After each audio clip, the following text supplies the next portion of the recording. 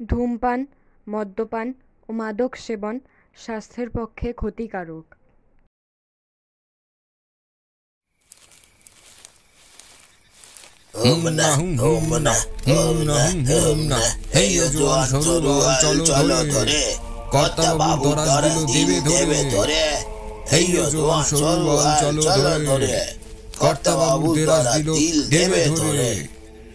জলদি পা চালিয়ে চল রে বাপ।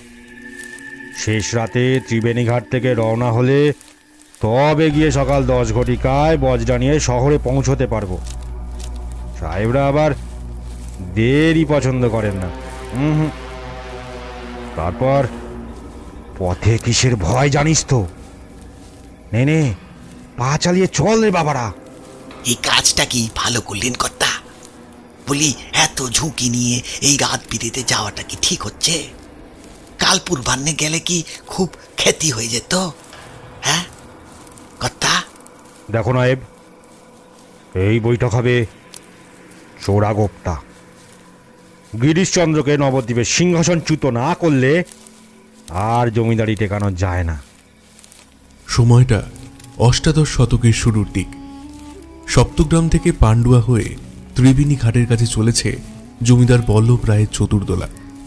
খ্যাতি প্রতিপত্তিতে ও ধন ঐশ্বর্যে তিনি এতটাই ফুলে ফেঁপে উঠেছেন যে ইংরেজদের তুষ্ট করে রাজাধীরাজ উপাধি না পেলেই নয়।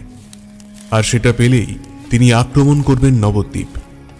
রাজা কৃষ্ণচন্দ্র রায়ের প্রপৌত্র গিরিশচন্দ্র রায় তখন সিংহাসনে। তাকে হারিয়ে গোটা নবদ্বীপের একেশ্বর হবেন বল্লভ রায়। সেখানকার রাজা করবেন পুত্র গৌতম চন্দ্রকে। অতুল ঐশ্বর্যপ্রাপ্তি ও নদিয়া বহুদিন ধরে তার সেন দৃষ্টিতে ছিল। এই কাজ করতে গেলে ইংরেজ প্রীতি করতেই হবে, কারণ যার আনুগত্য বেশি ইংরেজরা তাদের পছন্দ করতেন।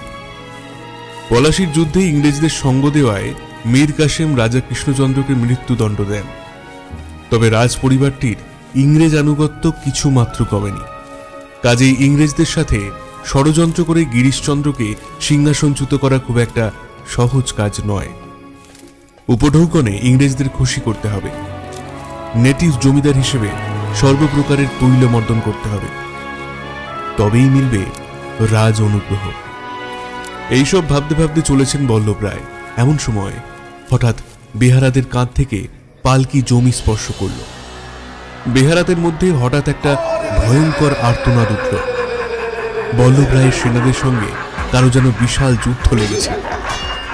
যাদের সঙ্গে যুদ্ধ লেগেছে তারা থেকে থেকেই হারে রেড়ে করে উঠছে। বল্লভ রায়ের বুঝতে দেরি হল না, ডাকাত রঘু আর তার ভাই বিশুর পাল্লায় পড়েছেন।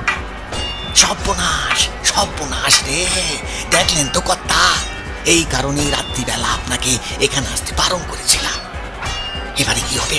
হ্যাঁ, এবারে কি হবে? জীবন নিয়ে তো ফিরতে পারবো না আমরা কর্তা।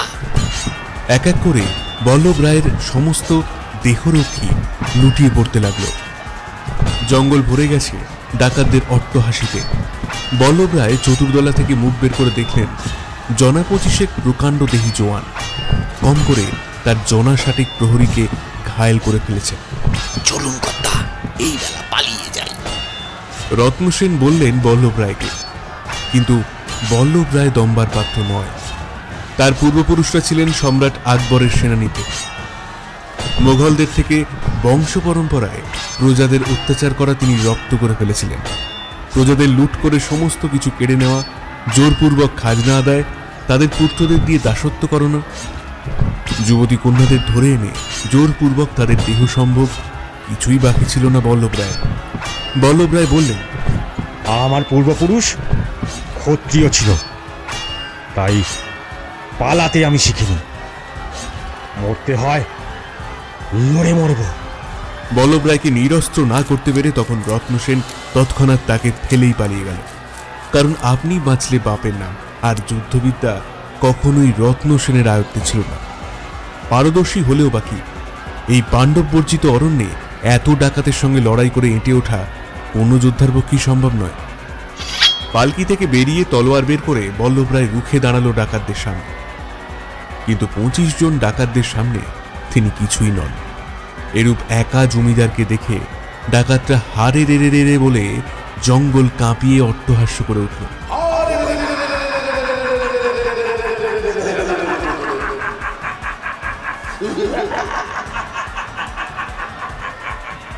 চারজন ডাকাত চলে গেল পিছনে আসা আরো 5টি পালকি থেকে তার ধন সম্পত্তি লুট করতে, যা সে ইংরেজদের উপঢৌকন দেওয়ার জন্য নিয়ে যাচ্ছিল। তার হাতের তলোয়ার কেড়ে নিয়ে তাকে বিন্দুমাত্র আহত না করে দুজন ডাকাত তাকে পিছুমোড়া করে বেঁধে ফেলল। বন্দী বল্লভ রায় তখনও সিংহ গর্জন করে উঠল।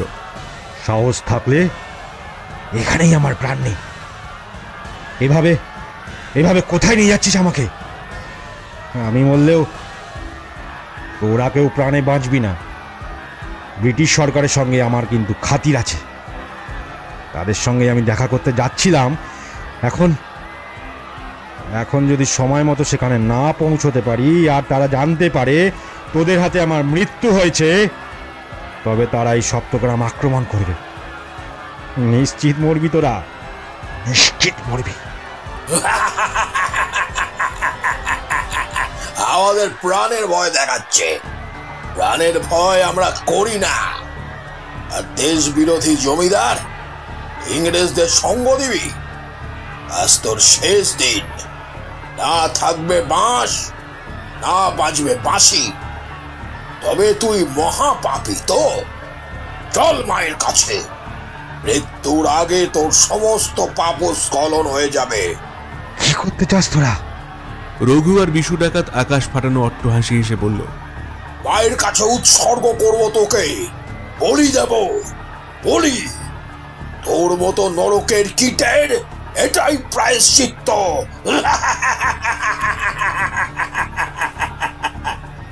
ডাকাতদের অট্টহাসির শব্দে তখন আকাশ বাতাস বিদীর্ণ হয়ে গেছে।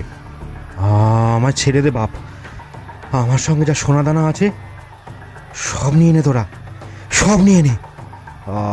আমায় প্রাণে মারিস নে, আমায় প্রাণে মারিস নে, মারিস নে আমায়। সে আরতি ধোপে টিকল না।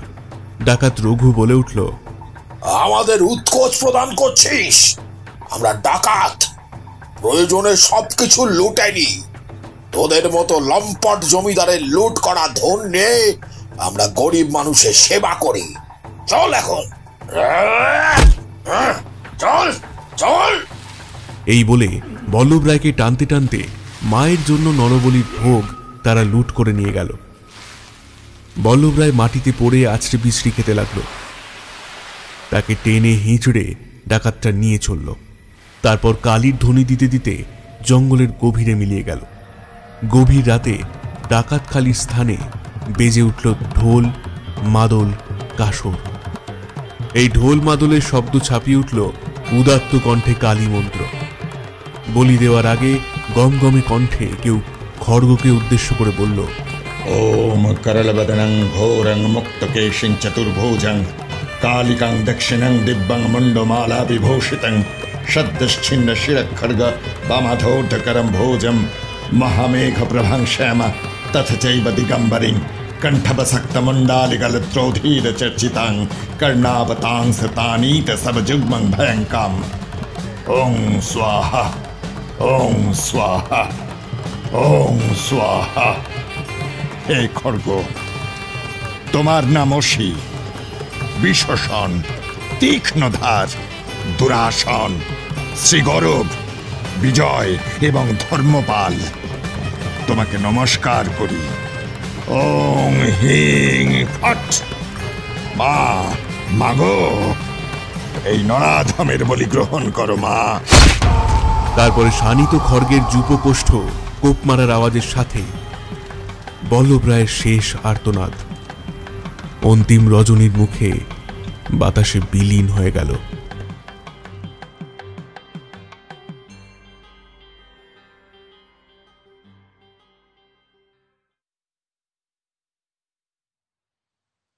অবধান করো যত শ্রোতা জনে জনে, গল্প আরম্ভ হবে আর কিছুক্ষণে।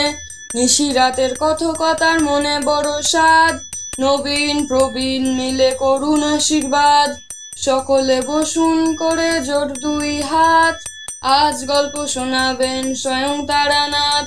পূজ্যপাদ সাহিত্যিক বিভূতিভূষণ করেছিলেন প্রথমেই চরিত্র রচন।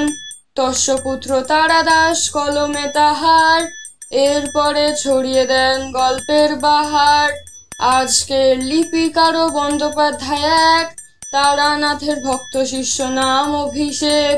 পিতা পুত্র দুজনের করে প্রণিপাত, গপ্প আজ সাপ মুক্তি কণ্ঠে তারানাথ। শুরু হোক গপ্প তবে আর দেরি নয়, গপ্প শেষে সকলের পাবে পরিচয়।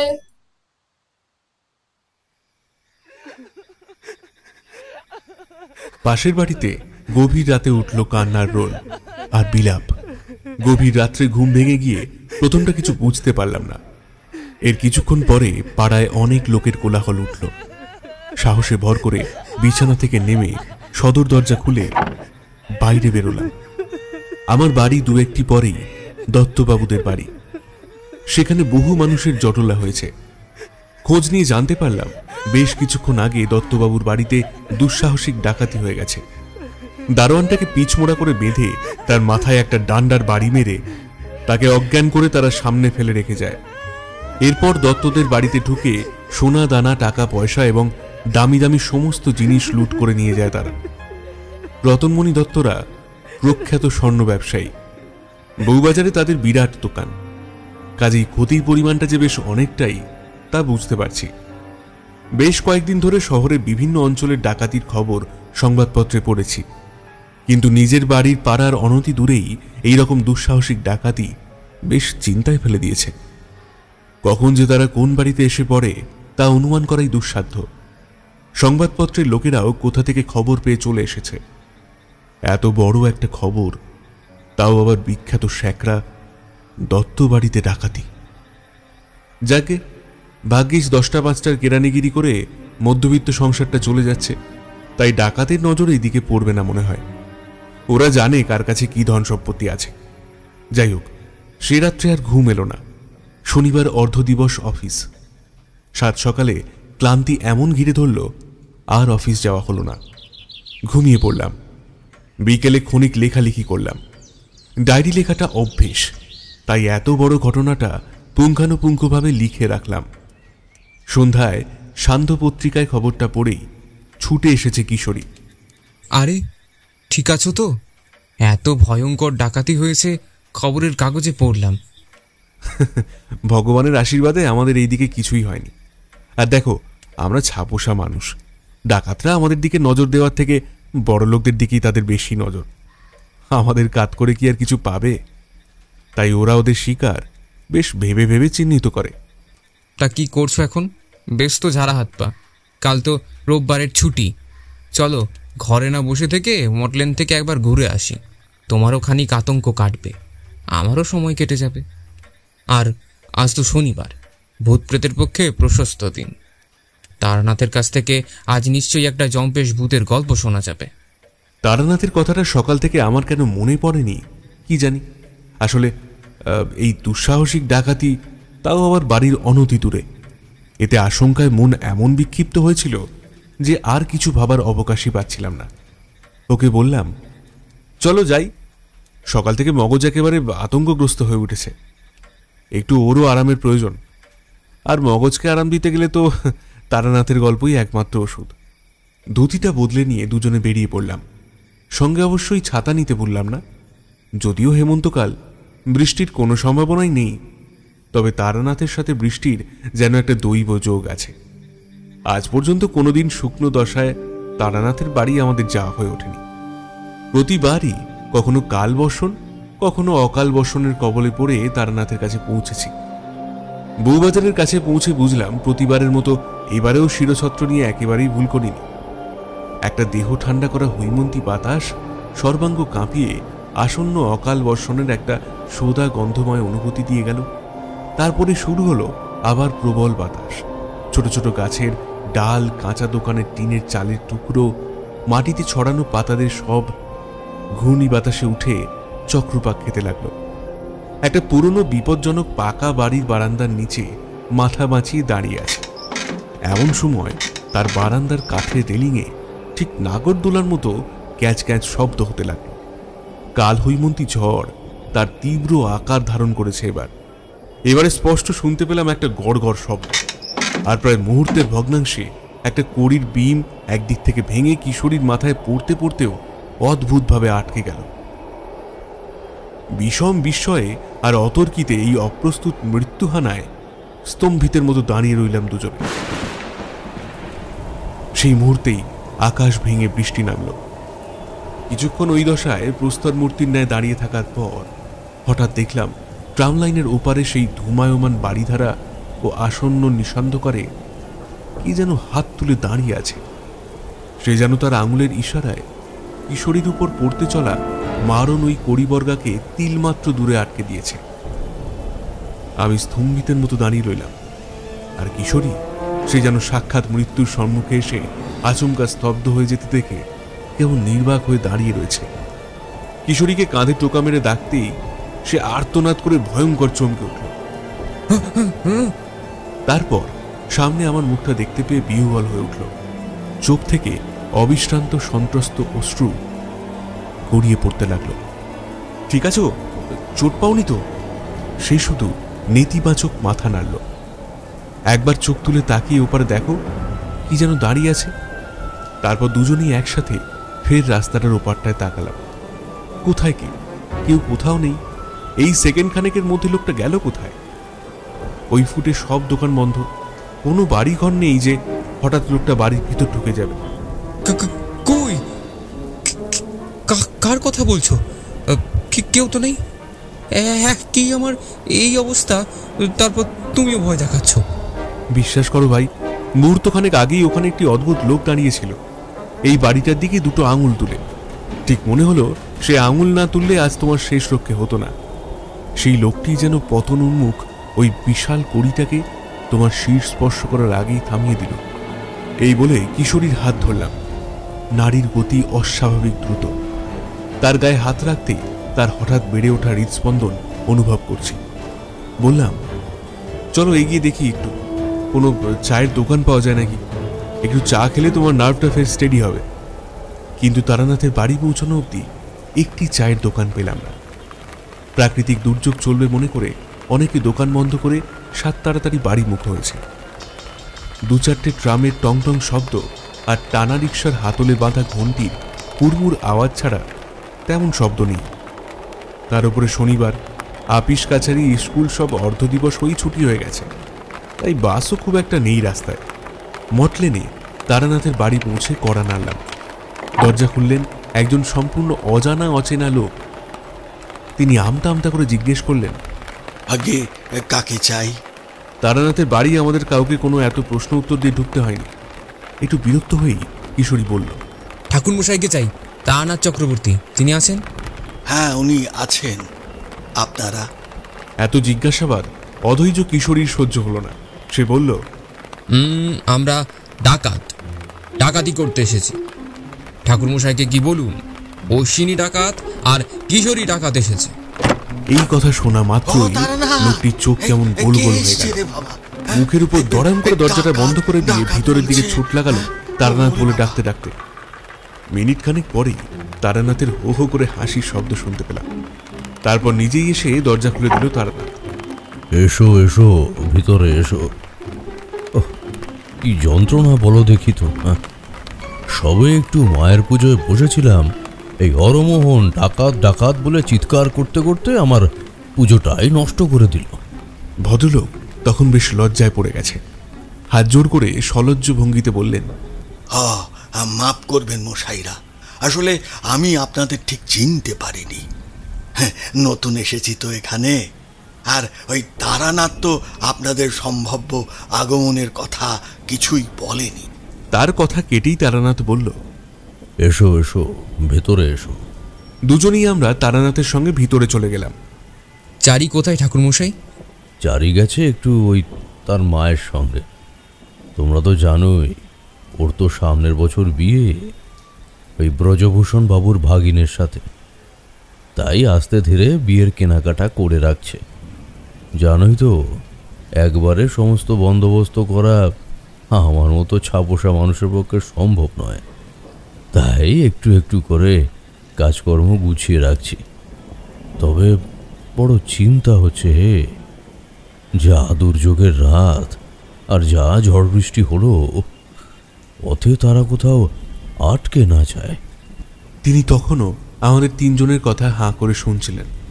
সেদিকে তাকিয়ে একটু জিভ কেটে তারানাথ বলল, দেখো দেখো কাণ্ড, তোমাদের সঙ্গে তো পরিচয় করিয়ে দেওয়া হয়নি। তোমাদের সেই আমার বাল্যবন্ধু হরমোহনের কথা বলেছিলাম না, এই সেই হরমোহন চাটুর্যে আমার বাল্যবন্ধু। তোমাদের সেই একবার একটা গোটা পাঁঠা কিনে খাওয়ার গল্প বলেছিলাম, মনে নেই? এই হচ্ছে আমার সেই খানেওয়ালা পেটুক বন্ধু। তারপর হরমোহনের দিকে তাকিয়ে বললেন, আরে এরাই আমার সেই অসমবয়সী বন্ধু জোড়া। আমার জীবনের বিভিন্ন অভিজ্ঞতার গল্প শুনতে এরা প্রায় শনিবারই আমার কাছে চলে আসে। তারপর আমাকে ও কিশোরীকে পরপর দেখিয়ে, এর নাম হলো অশ্বিনী আর ও হলো কিশোরী সেন। আমরা হাসি মুখে নমস্কার এবং প্রতি নমস্কার সারলাম। তারপর মাপ চেয়ে কিশোরী হরমোহন বাবুকে বলল, কিছু মনে করবেন না হরমোহন বাবু, আপনাকে আমরা ডাকাত বলে পরিচয় দিয়ে বিভ্রান্ত করার জন্য সত্যিই দুঃখিত। আরে না না, আপনারা তো রসিক লোক মশাই। তারপর এই নাতি দীর্ঘ পরিচয় পর্বের পরে আমরা চারজনই তারানাথের ঘরে গিয়ে বসলাম। তারানাথ কিশোরীর দিকে তাকিয়ে কেমনভাবে একটা রহস্য ভরা হাসি হেসে বললেন, তোমরা বসো কেমন, আমি পুজোটা একটু সেরে আসি। আজকের পুজোটা একটু গুরুত্বপূর্ণ। আজকে আবার কি পুজো ঠাকুরমশাই? নিয়তির আক্রমণকে কাটিয়ে দেওয়া পুজো। আজ সারাদিন ধরেই তাই করে চলেছি পালা করে, না হলে কি আর সুস্থ শরীরে এখানে আসতে পারতে? কি কিশোরী? কথাটা শুনে কিশোরী মুখটা যে কিরকম হয়েছিল সেটা বলার মতো জায়গায় নেই। তবে সে যেন ওই অদ্ভুত বাণীতে প্রায় বোবা হয়ে গিয়েছিল। তবে কি তারানাথই তার এই অকাল নিধন নিয়তিকে তাড়িয়ে দিয়েছে? কি করে বুঝলেন? তারানাথ হাত তুলে একটু হাসল, তারপর ধীরে ধীরে পুজোর স্থলে চলে গেল। আসলে ওই ছোটবেলা থেকেই সাধু সঙ্গ করছে তো, তার উপরে তন্ত্রের ক্রিয়া দীক্ষিত হয়েছে, তাইও অনেক কিছুই আগাম বুঝতে পারে। ইতিমধ্যে চারি আর বৌঠান এসে পড়েছেন। স্বল্পভাষী তারানাথের গিন্নি লম্বা করে ঘুমটা টেনে আমাদের প্রণাম সম্ভাষণ করে হাসি মুখে বাড়ির ভিতরে চলে গেলেন। তিনি বড় লাজুক, বাইরের পুরুষদের সামনে খুব একটা চট করে আসেন না। আরে কাকা বাবুরা, আপনারা কখন এসেছেন? বাবা, যা দুর্যোগ গেল, আজ কিন্তু আপনাদের আর বাড়ি যেতে দিচ্ছি না। অনেক রাত্রি হয়েছে, তার উপর রাস্তায় বেশ জলও জমে গিয়েছে। আমি ভেতরে গিয়ে চালে ডালে খিচুড়ি বসিয়ে দিচ্ছি। আজ এখানে খেয়ে আমাদের এখানেই থেকে যাবেন। কিন্তু কোনো কিন্তু শুনবো না কাকা বাবু। তাছাড়া কাল তো রবিবার, আপনাদেরও কারো অফিস কাছারি নেই। রাত্রেবেলা খিচুড়ি খেয়ে না হয় বাবা মশাইয়ের গল্প শুনবেন, কেমন? চারি যতই বড় হয়ে যাক, আমাদের কাছে সেই ফ্রক পরা ছোট্ট চারিটিই রয়েছে। আমরা এলেই কাকাবাবু বলে আগে বুকে ঝাঁপিয়ে পড়ত। আমরা ওর জন্য লজেন জুস, লেসের ডিজাইন এইসব নিয়ে আসতাম। সত্যি কোনো কোনো সম্পর্ক রক্তের সম্পর্ক না হলেও তা যেন অত্যন্ত নিজের। তারানাথের বাড়ি এসে আমরা অন্তত সেটাই অনুভব করি। চারির মাথায় হাত বুলিয়ে দিয়ে বললাম, তোকে যত দেখি অবাক হয়ে যাই মা। এই সেদিন ছোট্টটি ছিলি, আর আগামী বছর তোর বিয়ে হয়ে যাবে। হ্যাঁ, দেখতে দেখতে ছোটটি থেকে তুই কতটা বড় হয়ে উঠলি। আপনারা বসুন, আমি ভেতর থেকে একটু চা করে নিয়ে আসি। ধর্মতলা থেকে ভালো পাঁপড়ও এনেছি, এক্ষুনি ভেজে আনছি। নিম্নবিত্ত ঘরের বাঙালি মেয়ে, বিয়ের কথা শুনে লজ্জা পাবে এ তো না হয়ে যায় না, তাই লাজুক চারিও ছুট্টে ভিতরে চলে গেল। এরপর বেশ কিছুক্ষণ কেটে গেল। তারানাথ কতক্ষণ ধরে পুজো করবে? হরমোহন বাবুর সঙ্গে খুব একটা পরিচয় নেই যে তার সাথে ভাব জমাবো, কাজেই চুপ করে বসে রইলাম। বেশ কিছুক্ষণ এ ওর মুখ চাওয়াচাওয়ি করার পর তারানাথ রক্তাম্বর ছেড়ে সাধারণ ধুতি আর একটা মোটা চাদর গায়ে দিয়ে ঢুকল। শীতের আগমনকালে এই হৈমন্তী ঝড় একটা ঠান্ডার আমেজ বুনে দিয়েছে। তারানাথ মৌজ করে এসে বলল তার সাজানো ধোঁয়া ওঠা হুঁকোটা নিয়ে। গুড়গুড় করে কলকের খোলে জলের শব্দ তুলে হুঁকো থেকে টাটকা তামাকে ধোঁয়া টেনে নিল তারানাথ। তারপর সেই ধোঁয়া কিছুটা মুখ থেকে বার করে একটা তৃপ্তিসূচক শব্দ বার করল। তারপর বলল, কি ব্যাপার, দুই মূর্তি আজ এত রাতে? হ্যাঁ, একটু বিকেল বিকেল এলেই তো কিশোরীর এত ফাঁড়া যেত না। যদিও যা হওয়ার সেটাই হবে। কি করে বুঝলেন আমার ভাড়া আছে? আর দৈবযোগে বেঁচে গেলাম নাকি অন্য কোনো ব্যাপার? বললে বিশ্বাস করবেন না তারানাথ, তখন মুষলধারে বৃষ্টি পড়ছে। কিশোরীর মাথার উপর ওই বিম ভেঙে ঠিক পড়ার আগেই আটকে গেল। ঠিক সেই মুহূর্তেই আমি রাস্তার ওপারে তাকিয়ে দেখলাম সেই ধুমায়মান বৃষ্টির মধ্যে একজন সাধুর মতো কেউ কিশোরীর দিকে আঙুল তুলে দাঁড়িয়ে আছে। কিন্তু মুহূর্ত বিক্ষেপে কিশোরীকে দেখাতে চাইতেই সেই সাধুকে আর দেখতে পেলাম না। বেমালুম যেন হাওয়ায় মিশে গেলেন। উনি কে ছিল জানো? উনি ছিলেন নিয়তি দেবতা। কিশোরীকে আজ ওর নিয়ে যাওয়ারই কথা ছিল, কিন্তু পারেনি। উল্টে ওর প্রাণ রক্ষা করতে হয়েছে। তবে বলি শোনো, আজ সকাল থেকে আমার মনটা কেমন যেন আনজান করছিল। তোমরা তো জানো আমার গুরুদেবের আশীর্বাদে আমার কিছু জিনিস আগাম বুঝে ফেলার ক্ষমতা রয়েছে। তবে বিপদটা যে ঠিক কার সেটা আমি নিশ্চিত হতে পারছিলাম না। তাই এই নিয়তি দেবতার পুজোয় বসলাম, আর তাতেই জানতে পারলাম কিশোরীর ভয়ানক এক বিপদ ঘনিয়ে আসছে। এটা কাটান দেওয়ার জন্যই 3 প্রহর ধরে পুজো করলাম। নিয়তি দেবতা সন্তুষ্ট হয়ে কিশোরীকে মারার বদলে বাঁচিয়ে দিয়েই চলে গেছেন। কিশোরী হেঁট হয়ে পায়ের ধুলো নিল ঠাকুরমশাই। এসব কি বলছিস তারানাথ? নিয়তির লিখন খণ্ডানো যায়? যায় রে, যায় যায়। জীবনে আমি আমার বিদ্যা দ্বারা কারোর কোনো ক্ষতি করিনি, সকলের ভালো করার চেষ্টাই করেছি। ক্ষমতার অনেকাংশই চলে গেলেও বেশ কিছুটা এখনো বিদ্যমান রয়েছে। আরে যৌবনে তো আমি সাধুসঙ্গ করতাম। দিনের পর দিন তাদের কাছে থাকার ফলে এমন কিছু গুপ্তবিদ্যা রপ্ত করেছিলাম যা এদেশের তান্ত্রিকদের ধারণার বাইরে। তবে এই গুপ্তবিদ্যা শেখানোর সময় সেই সাধুরা আমাকে বলেছিলেন যে কোনো দিন তন্ত্রবিদ্যার অপপ্রয়োগ না করতে। অপপ্রয়োগ করলেই কিন্তু এই শক্তি চলে যাবে। তাদের বহু বছরের সাধনালব্ধ ফল আমায় তারা কিছুদিনের আলাপেই প্রদান করেছিলেন। আমিও তাদের সম্মান রেখেছিলাম। মধুসুন্দরী দেবী প্রদত্ত ক্ষমতার অনেকটাই ক্ষয়ীভূত হয়ে গেছে, কারণ সেটাকে আমি অর্থনৈতিক উন্নতির জন্য ব্যবহার করেছিলাম। এটা দেবীর একদম বারণ ছিল। কিন্তু সংসারের মধ্যে এসে পড়লে একসময় বিষয়াশয় উন্নতির চিন্তা আমার অর্থের জন্য এই শক্তির কিছু দুরপ্রয়োগ করতে হয়। তবে সেটা কারোর ক্ষতি নয়। সেটা হলো কোন শেয়ার লাগবে, কোন লটারির টিকিট পয়া, কোন রেসের ঘোড়াটা জিতবে, এইসবের আগাম বাণী আর কি। একজন সাধকের সদাই নিস্পৃহ থাকা উচিত, কিন্তু অর্থের লোভ একবার যদি তোমার রক্তে প্রবেশ করে তাকে ঝেড়ে ফেলা খুব কঠিন কাজ। শক্তি ক্ষয়ে যাওয়ার পর অবশ্য আমি আমার অভাব এবং মোটা ভাত কাপড় নিয়ে সন্তুষ্টই আছি। তবে মাঝে মাঝে এও বুঝেছি, যত অর্থের প্রতি স্পৃহা আমার কমবে এবং সাধনালব্ধ বিদ্যা দিয়ে মানুষের উপকার করতে পারবো, ক্ষয় হওয়া শক্তি আবার ফিরে আসবে।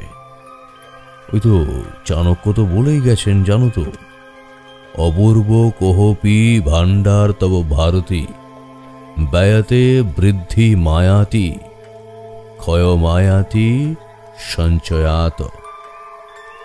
এর অর্থ সরস্বতীর বিদ্যার ভাণ্ডার অপূর্ব, সেই বিদ্যা ব্যয় করলে বৃদ্ধি পায়, ক্ষয় করলে সঞ্চয় হয়। এই বলে ফের থেলো হুঁকোয় টান লাগালো তারানাথ। আমি বললাম, অর্থের প্রতি লোভ না থাকাই ভালো ঠাকুরমশাই। প্রথমে অর্থ রোজগারের চিন্তা, তারপর তা বাঁচিয়ে রাখার চিন্তা। এই তো আমাদের পাড়ার রতনমণি দত্ত, মানে প্রখ্যাত গয়না ব্যবসায়ী, তার বাড়িতে কালকে দুর্ধর্ষ ডাকাতি হয়ে গেছে জানেন তো। তাদের বাড়ির বেটা বেটি সবাইকে জখম করে ডাকাতরা সর্বস্ব নিয়ে গেছে। ডাকাতের কথা শুনে তারানাথের শস্যগুম্ফময় মুখমণ্ডলের ভিতর থেকে একটা হাসির রেখা ফুটে উঠল। কি ব্যাপার রে তারানাথ, হ্যাঁ হঠাৎ হেসে উঠলি? তোর সাধক জীবনেও কি এমন কোনো ঘটনা ঘটেছিল? আমার সাধক জীবনে তো অনেক কিছুই ঘটেছিল যা ব্যাখ্যাহীন, কিন্তু কিশোরী সেন বাবু যে আবার মহানাস্তিক। উনি ভাবেন আমি কিছু গাঁজাখুরি গল্প বানিয়ে ওদের পরিবেশন করি। বলেছি না, নাস্তিক আর অবিশ্বাসী লোকেরাই অলৌকিক গল্পের বেশি শ্রোতা হয়। এরাও তাই সব ঘটনা ওদের বলতে চাই না, কারণ কিছু কিছু ঘটনা বললে ওরা নিশ্চিত বলবে ঠাকুরমশাইয়ের নয় দ্বিগুণ ভীমরতি হয়েছে, নয়তো ডাহা মিথ্যা কথা বলছে। তবে ডাকাতের ব্যাপারটা শুনে একটা অভিজ্ঞতার কথা বলবো ভাবছিলাম। সে থাকে, বলে লাভও নেই, ওরা বিশ্বাসও করবে না। আপনার গল্প বিশ্বাস না করলে এই রাত বিরেতে আপনার বাড়িতে এলাম কেন? আর কোনটানে আপনার কাছে ছুটে ছুটে আসি বলতে পারেন বারবার? সে তো মুখরোচক গল্প শোনার লোভে, আবার গল্পের শেষে বলবে এটা হয় না, ওটা হতে পারে না, এটা কি করে হলো, তাই আবার হয় নাকি? ঘাট হয়েছে আমাদের ঠাকুরমশাই। এখন কিন্তু আমরা আপনার অতিথি, আর আগেই বলেছি অতিথির অনুরোধ রাখতে হয়। বলতে বলতেই চারি ভিতর থেকে গরম গরম চা আর পাঁপড় ভাজা নিয়ে এলো। খাদ্যবস্তু ছাড়া শুধু শুধু গল্প ভালো লাগে না, তাই প্লেট থেকে একটি পাঁপড় ভাজা নিয়ে কুড়মুড় করে চিবোতে লাগলো কিশোরী। তারানাথ চায়ের পেয়ালায় সশব্দ চুমুক দিয়ে বলল, তাই বলছি, এই ঘটনা ঘটেছিল মধুসুন্দরী দেবীর আবির্ভাবের অব্যবহিত পরেই। তখন আমি সাধক তারানাথ। কিছুদিন পূর্বে শক্তিও পেয়েছি। আমার গুরুদেব আমাকে বলেছিলেন, সাধনা লব্ধ যে শক্তি আমি লাভ করেছি তা যেন মানুষের কল্যাণে ব্যয় করি। তোমাদের তো বলেইছিলাম, মধুসুন্দরী দেবীর আবির্ভাবের পরপরই আমি উন্মাদের মতো হয়ে গিয়েছিলাম। বাড়ির লোক কোনো রকমে বরাকর নদীর পাশে বিস্তৃত জঙ্গল থেকে আমাকে ধরে আনে, তারপরেই আমার বিবাহ দেয়। কাজেই ঘটনা যদি তোমাদের অবিশ্বাস হয় তাহলে তোমাদের বৌঠানকে একবার জিজ্ঞাসা করতে পারো। কি এমন গল্প ঠাকুরমশাই? আপনি বলতে এতই বা ইতস্তত করছেন কেন? তোমরা ডাকাতির কথা বললে আর আমার সেই ঘটনার কথা মনে পড়ে গেল। বলুন না সে কাহিনী। হুঁকোতে শেষ টান দিয়ে তামাকের গুল ঝেড়ে তারানাথ সেটাকে বালিশের সঙ্গে পরিপাটিভাবে হেলান দিয়ে রাখল। তারপর বলল, বেশ, শোনো তবে। এই ঘটনা ধরো ওই ইংরেজ আমলের শেষের বছর 3 আগের। তখনও শহরে কান পাতলে ভারী জুতোর শব্দ শোনা যায়। গায়ের মেয়ে বউদের তুলে নিয়ে যাওয়ার হাহাকার স্পষ্ট হয়ে ওঠে। তখন সারা গায়ে শহরে একটা অরাজকতা চলছে।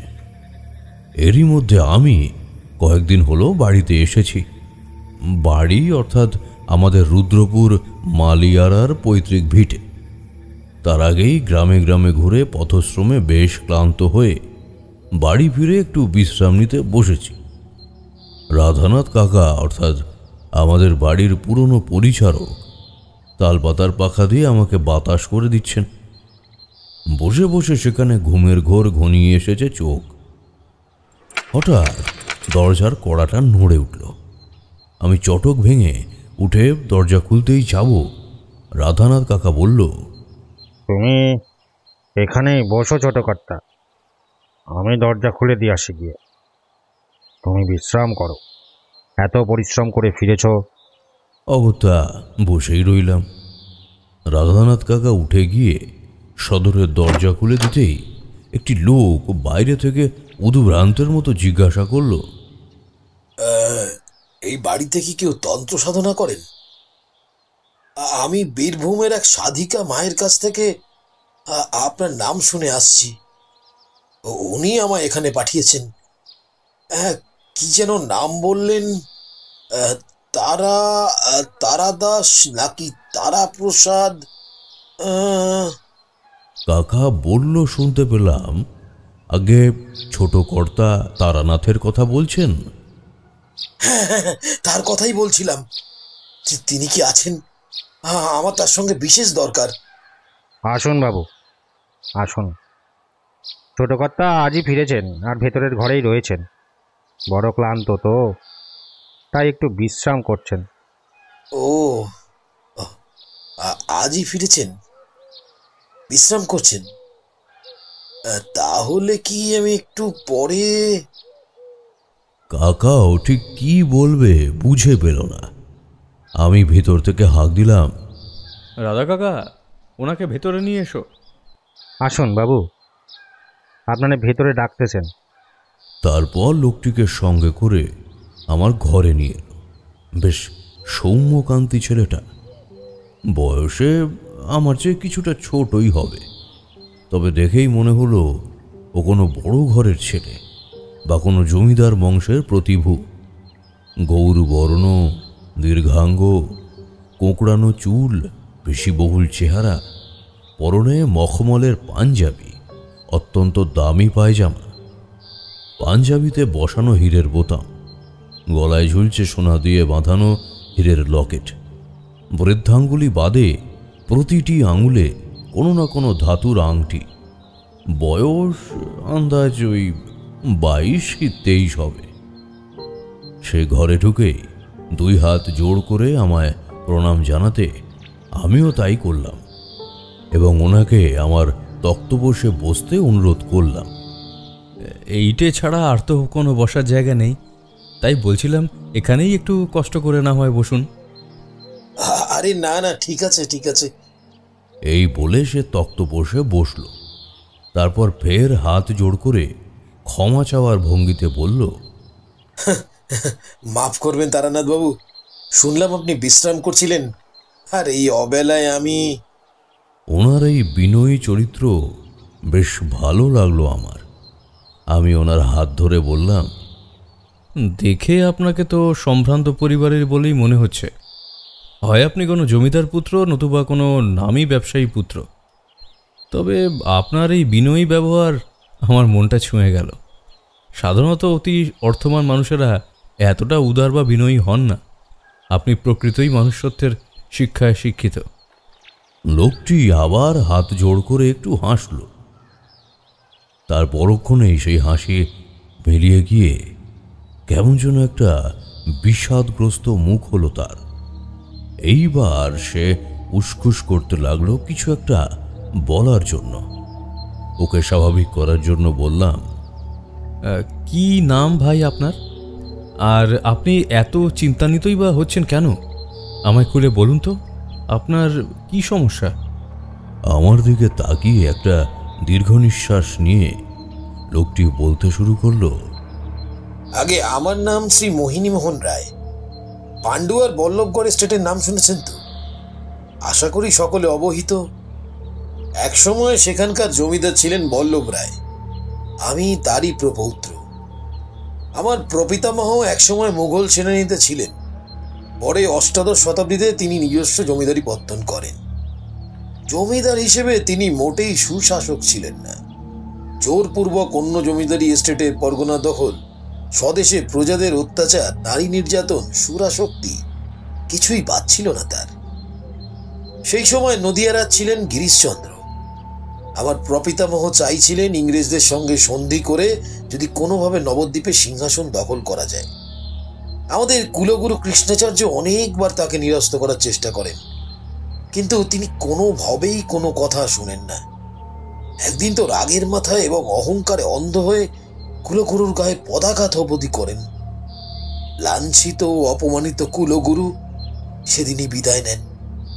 বিদায় নেওয়ার আগে তিনি অভিশাপ দিয়ে যান, হে নিষ্ঠুর দুরাচারী বল্লভ রায়, আজ ক্ষমতার মোহে আর অহংকারে তুমি কুলগুরুর গায়ে পদাঘাত করেছ। তোমার কৃত পাপ কর্মের খরা পূর্ণ হয়েছে। আমি কালী সাধক কৃষ্ণাচার্য তোমায় অভিশাপ দিলাম। তোমার কোনো বংশধরেরাই 25 বছরের বেশি বাঁচবে না। কারোরই রাজা হওয়া হবে না। এই রাজ্যপাট কেউ ভোগ করতে পারবে না। আর মাসখানেক পরে তোমার 45 বর্ষ পূর্ণ হবে, আর ওই দিনই তোমার মৃত্যু অবধারিত। আমার এই সাপ কেউ খণ্ডাতে পারবে না, কেউ না। জানেন তারানাথ বাবু, আমাদের এই কুলগুরু আশ্চর্য ক্ষমতার অধিকারী ছিলেন। প্রপিতামহের পিতার আমল থেকে উনি আমাদের রাজ্যে ছিলেন। রাজ্যের সুখে দুঃখে বিভিন্ন পরামর্শ দিয়ে তিনি রাজ্যকে একবারে সমৃদ্ধ করে রেখেছিলেন। কুলগুরু চলে যাওয়ার মাসখানেক পরে গোপনে আমার প্রপিতামহ কলকাতার দিকে যাচ্ছিলেন তার নায়েবকে নিয়ে। তার উদ্দেশ্য ছিল ইংরেজদের সঙ্গে গোপন বৈঠক করে তাদেরকে উপরৌকন উৎকোচ দিয়ে রাজা গিরিশচন্দ্রের বিরুদ্ধে খেপিয়ে তুলবেন, আর তারপরে তিনিই হবেন নবদ্বীপ সিংহাসনের অধিপতি। কিন্তু বনের মধ্যে চতুর্দোলায় যাওয়ার সময় তিনি ডাকাতদের হাতে প্রাণ হারান। কিন্তু বিশ্বাস করুন ঠাকুরমশাই, ওই অঞ্চলে জঙ্গল থাকলেও ডাকাতের কোনো প্রাদুর্ভাব ছিলই না। আর জঙ্গলও বিশেষ ঘন নয় যে মানুষ গা ঢাকা দিয়ে থাকবে। শুনেছিলাম পরের দিন আমার প্রপিতামহের ধর থেকে আলাদা করে দেওয়া মুন্ডটা পাওয়া গিয়েছিল। ধর একদিকে আর মুন্ড একদিকে। সে কি ভয়ঙ্কর দৃশ্য! এ সবই লোকমুখে শোনা। তবে তার গায়ের সমস্ত সোনার অলংকার যা ছিল কোনো কিছুই খুলে নেওয়া হয়নি। এমনকি তার চতুর্দোলায় যা যা উপঢৌকন যাচ্ছিল সব একই রকম ছিল। কেউ চুরি বা ডাকাতি করার সাহস দেখায়নি, অথচ ডাকাতেরা তাকে মেরে ফেলল। মানে এ যেন নরবলি দিল বলতে পারেন। কুলগুরুর কথা অক্ষরে অক্ষরে ফলে গিয়েছিল। এরপরে আমাদের বংশের কেউই 25 বছরের বেশি বাঁচেনি। আমার ঠাকুরদা, আমার বাবা নিজের 25 বছর পূর্ণ করার দিনই মারা গেছেন। তাদেরকে ওই একই পদ্ধতিতে জঙ্গলে নিয়ে গিয়ে বলি দেওয়া হয়েছে, ঠিক যেমন প্রপিতামহের ক্ষেত্রে হয়েছিল। বাবা যখন চলে যান আমার বয়স তখন 6। মনে আছে বাবা জঙ্গল পেরিয়ে নদী পেরিয়ে ওপারে গিয়ে গরিব প্রজাদের সাহায্য করে আসতে যেত।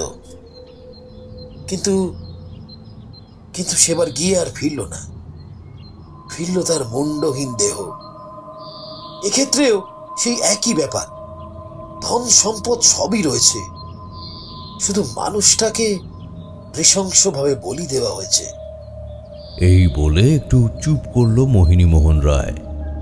তারপর খুব মোলায়েম কণ্ঠে মন খারাপিয়া ঢঙে বলল,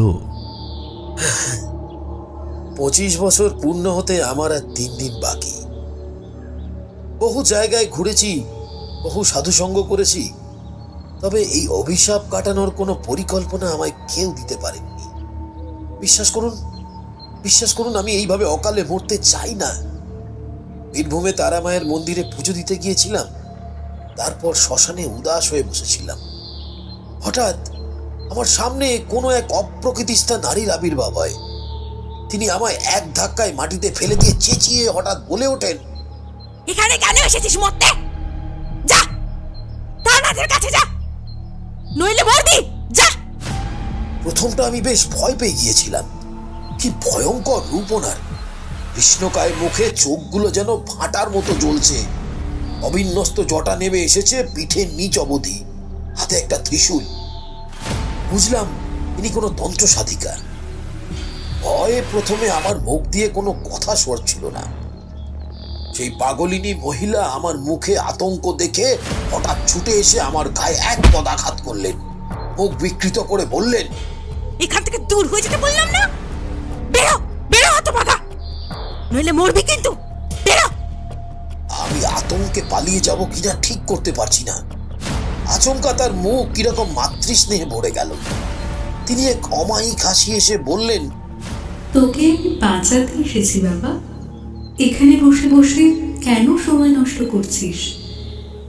এক্ষুনি ছুটে যা মালিয়ারা রুদ্রপুরে, সেখানেই তারানাথ আছে, তার কাছে যা।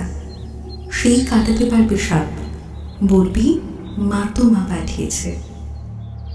আমি তখন অবাক হয়ে তার দিকে তাকিয়ে থাকতে হঠাৎ তিনি কেমন যেন উত্তেজিত হয়ে গেলেন। পূর্বে সেই বিধ্বংসী মেজাজে ফিরে এসে আবার চেঁচিয়ে বললেন, মরা শখ হয়েছে হারামজাদা, বেরো বেরো বলছি, এক্ষুনি বেরো এখান থেকে। তারানাথের কাছে না গেলে মরবে। এখনো দাঁড়িয়ে আছিস এখানে? মর মর মর, তবে রে দাঁড়া। তারপর তিনি তার ত্রিশূলটি বাগিয়ে আমায় তাড়া করলেন। প্রাণ ভয় এমন দৌড়ন দৌড়েছি যে হৃদযন্ত্রের ক্রিয়া প্রায় বন্ধ হয়ে আসতে বসেছিল। কিছুটা দৌড়ে বেরিয়ে এসে তাকে আর দেখতে পেলাম না। তারপরেই খোঁজ করে আপনার কাছে ছুটে এসেছি। মোহিনী মোহনের কথা শুনে আমি বুঝলাম কে তাকে আমার কাছে পাঠিয়েছে। যে পাঠিয়েছে সে তবে জানে আমি মোহিনী মোহনকে সাহায্য করতে পারবো। স্বয়ং মাতু পাগলি আমার কাছে পাঠিয়েছে, মানে বুঝতে পারছো তিনি কতটা ভরসা করতেন আমায়। চাইলে কিন্তু নিজেই মোহিনী মোহনের এই বিপদ হয়তো তিনি কাটিয়ে দিতে পারতেন তার তন্ত্র বলে। আমার মনে হলো তিনি আমার সাধনলব্ধ ক্ষমতা পরীক্ষা করার জন্যই আরও একবার কাউকে পাঠালেন। মোহিনী মোহনকে বললাম যে আজ আর কোথাও যেতে হবে না, আপনি বরং এখানেই আজকের রাত্রিবাসটা করুন। আগামীকাল দুজনেই আমরা আপনার জমিদারি এস্টেটে যাব। আজকের দিনটা আশা করি এই গরিবের কুটিরে আপনার কোনো অসুবিধা হবে না। এই শুনে মোহিনী মোহন সলজ্জ হলেন। তিনি জিভ কেটে বললেন, এ মা এমন ভাবে বলবেন না। আমার কোনো জায়গায় যে কোনো পরিস্থিতিতে থাকতেই অসুবিধা নেই, আর আপনার কাছে থাকলে আমার মন থেকে ভয় চলে যাবে। আমাদের বাড়ি ছোট হলেও সেখানে বেশ কয়েকটা ঘর ছিল। একটি ঘর ছিল অতিথি আসলে থাকতে দেওয়ার জন্য। সেখানেই মোহিনী মোহনের জন্য ব্যবস্থা করে দিলাম। আমার এই সহচর্য পেয়ে মোহিনী মোহনের মুখ থেকেও বিপর্যস্ত ভাবটা উবে গেল। বিকেলে বাগানে বেড়াতে বেড়াতে মোহিনী মোহনকে প্রশ্ন করলাম, আচ্ছা, সব বংশধরকে তো আপনাদের পরিবারের শিরচ্ছেদ করে হত্যা করা হয়েছে। আচ্ছা, এই ব্যাপারে আর কিছু শোনেননি? এমন কিছু যা থেকে আরও কিছু বোঝা যায়? মায়ের মুখে শুনেছিলাম এই মৃত্যুগুলো যেদিন হয় তার আগের দিন ভীষণ আকার কিছু ছায়া বাড়ি ঘিরে ধরে। এই ছায়ার অমোঘ আকর্ষণ সেই অভিশাপ লাগা মানুষটি উপেক্ষা করতে পারে না। কেউ তাকে ধরে রাখতে পারে না। তার কারণ সেই মুহূর্তে পরিবারের সবাই নাকি চলৎশক্তিহীন হয়ে পড়ে, আর হত্যাস্থানে পাওয়া যায় একটি টুকরো টুকরো করে ছিঁড়ে যাওয়া পদ্মবীজের মালা। মোহিনী মোহনকে থামিয়ে দিয়ে আমি বললাম, দাঁড়াও দাঁড়াও, কি পাওয়া যায় বললে? ছেঁড়া পদ্মবীজের মালা? নিজের অজান্তেই তখন তাকে আপনি ছেড়ে তুমি বলে ফেলেছি। হ্যাঁ, পদ্মবীজের মালা। প্রপিতামহের মৃত্যুর পরে পাওয়া গিয়েছিল একটি পদ্মবীজ, পিতামহের দুটি, আমার পিতা তিনটি। এরপর ভারী উদাস হয়ে গেলেন মোহিনী মোহন। তারপর বললেন, এরপরে 4টে পদ্মবীজ হয়তো আমার জন্যই অপেক্ষা করছে। কি আর বলি, মুখ থেকে শুধু ঘটনা শুনে কোনো কিছু যাচাই না করে সেই বদ্ধভূমিতে না পৌঁছিয়ে কিভাবে এর সমাধান করব? তাও ওর হাতের উপর হাত রেখে বললাম, তোমাকে কে আমার কাছে পাঠিয়েছে জানো? ওনার নাম মাতঙ্গী। তার মতো সাধিকা আর এত শক্তিশালী নারী আমি আমার জীবনে চাক্ষুষ করিনি। তিনি আমার কাছে তোমায় পাঠিয়েছেন মানে তার একটাই অর্থ আছে। আমি তোমাকে হলফ করে বলছি মোহিনী মোহন, ঈশ্বর আমাদের সাথে আছেন। তুমি শান্ত হও আর একটু ধৈর্য ধরো। আগামীকাল তো যাচ্ছি তোমাদের এস্টেটে। মোহিনী মোহন শুধু অসহায় হাসি হেসে হ্যাঁ বলে একটু বিনয়ের সঙ্গে মাথা নাড়ল। সে হলো এই অভিশপ্ত বংশের চতুর্থ প্রজন্ম। এই অভিশাপ তার পিতা, পিতামহ, প্রপিতামহকে নির্ভুল সময়ে নির্ভুলভাবে সংহার করে এসেছে।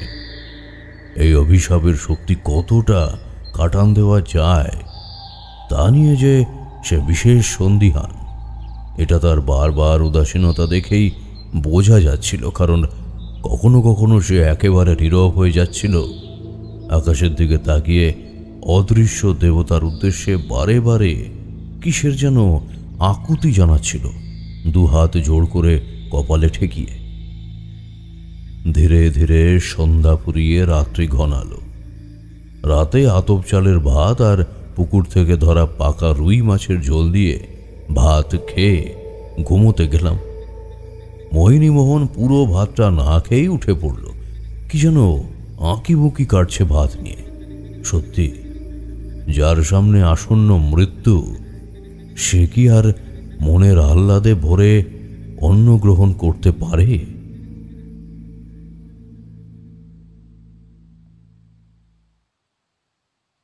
পরের দিন ভোর থাকতে উঠে স্নান করে মধুসুন্দরী দেবীর ধ্যান করে উঠে দেখলাম মোহিনীমোহনের দরজা তখনও ভেজানো। উঠে তার দরজায় কড়া নাড়তে কোনো সাড়া পেলাম না। এইভাবে 2-3 বার ডাকবার পর যখন কোনো সাড়া পেলাম না, তখন দরজাটা ঠেলে খুললাম। দরজা খুলতেই আলো প্রবেশ করলো ভিতরে। ভিতরে ঢুকেই দেখলাম মোহিনীমোহন মাটিতে অর্ধমূর্ছিতর মতো পড়ে বুকের ওপর হাত জোড় করে কার উদ্দেশ্যে কি যেন বিড়বিড় করছে। একটু তার মুখের সামনে কান নিয়ে যেতেই শুনলাম সে ভীষণ তাড়াতাড়ি বিড়বিড় করছে,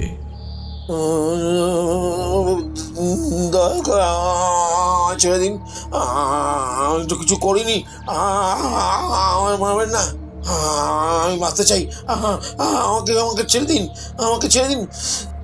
তার কপালে হাত দিয়ে দেখলাম ধুম জ্বরে তার গা পুড়ে যাচ্ছে। আমি মনে মনে বীজ মন্ত্র উচ্চারণ করে তার কপালে হাত ঠেকাতে দুঃস্বপ্ন ভঙ্গ হলে মানুষ যেরকম আর্তনাদ করে উঠে পড়ে, তেমনি উঠে ভয়ঙ্করভাবে হাঁপাতে লাগলো সে।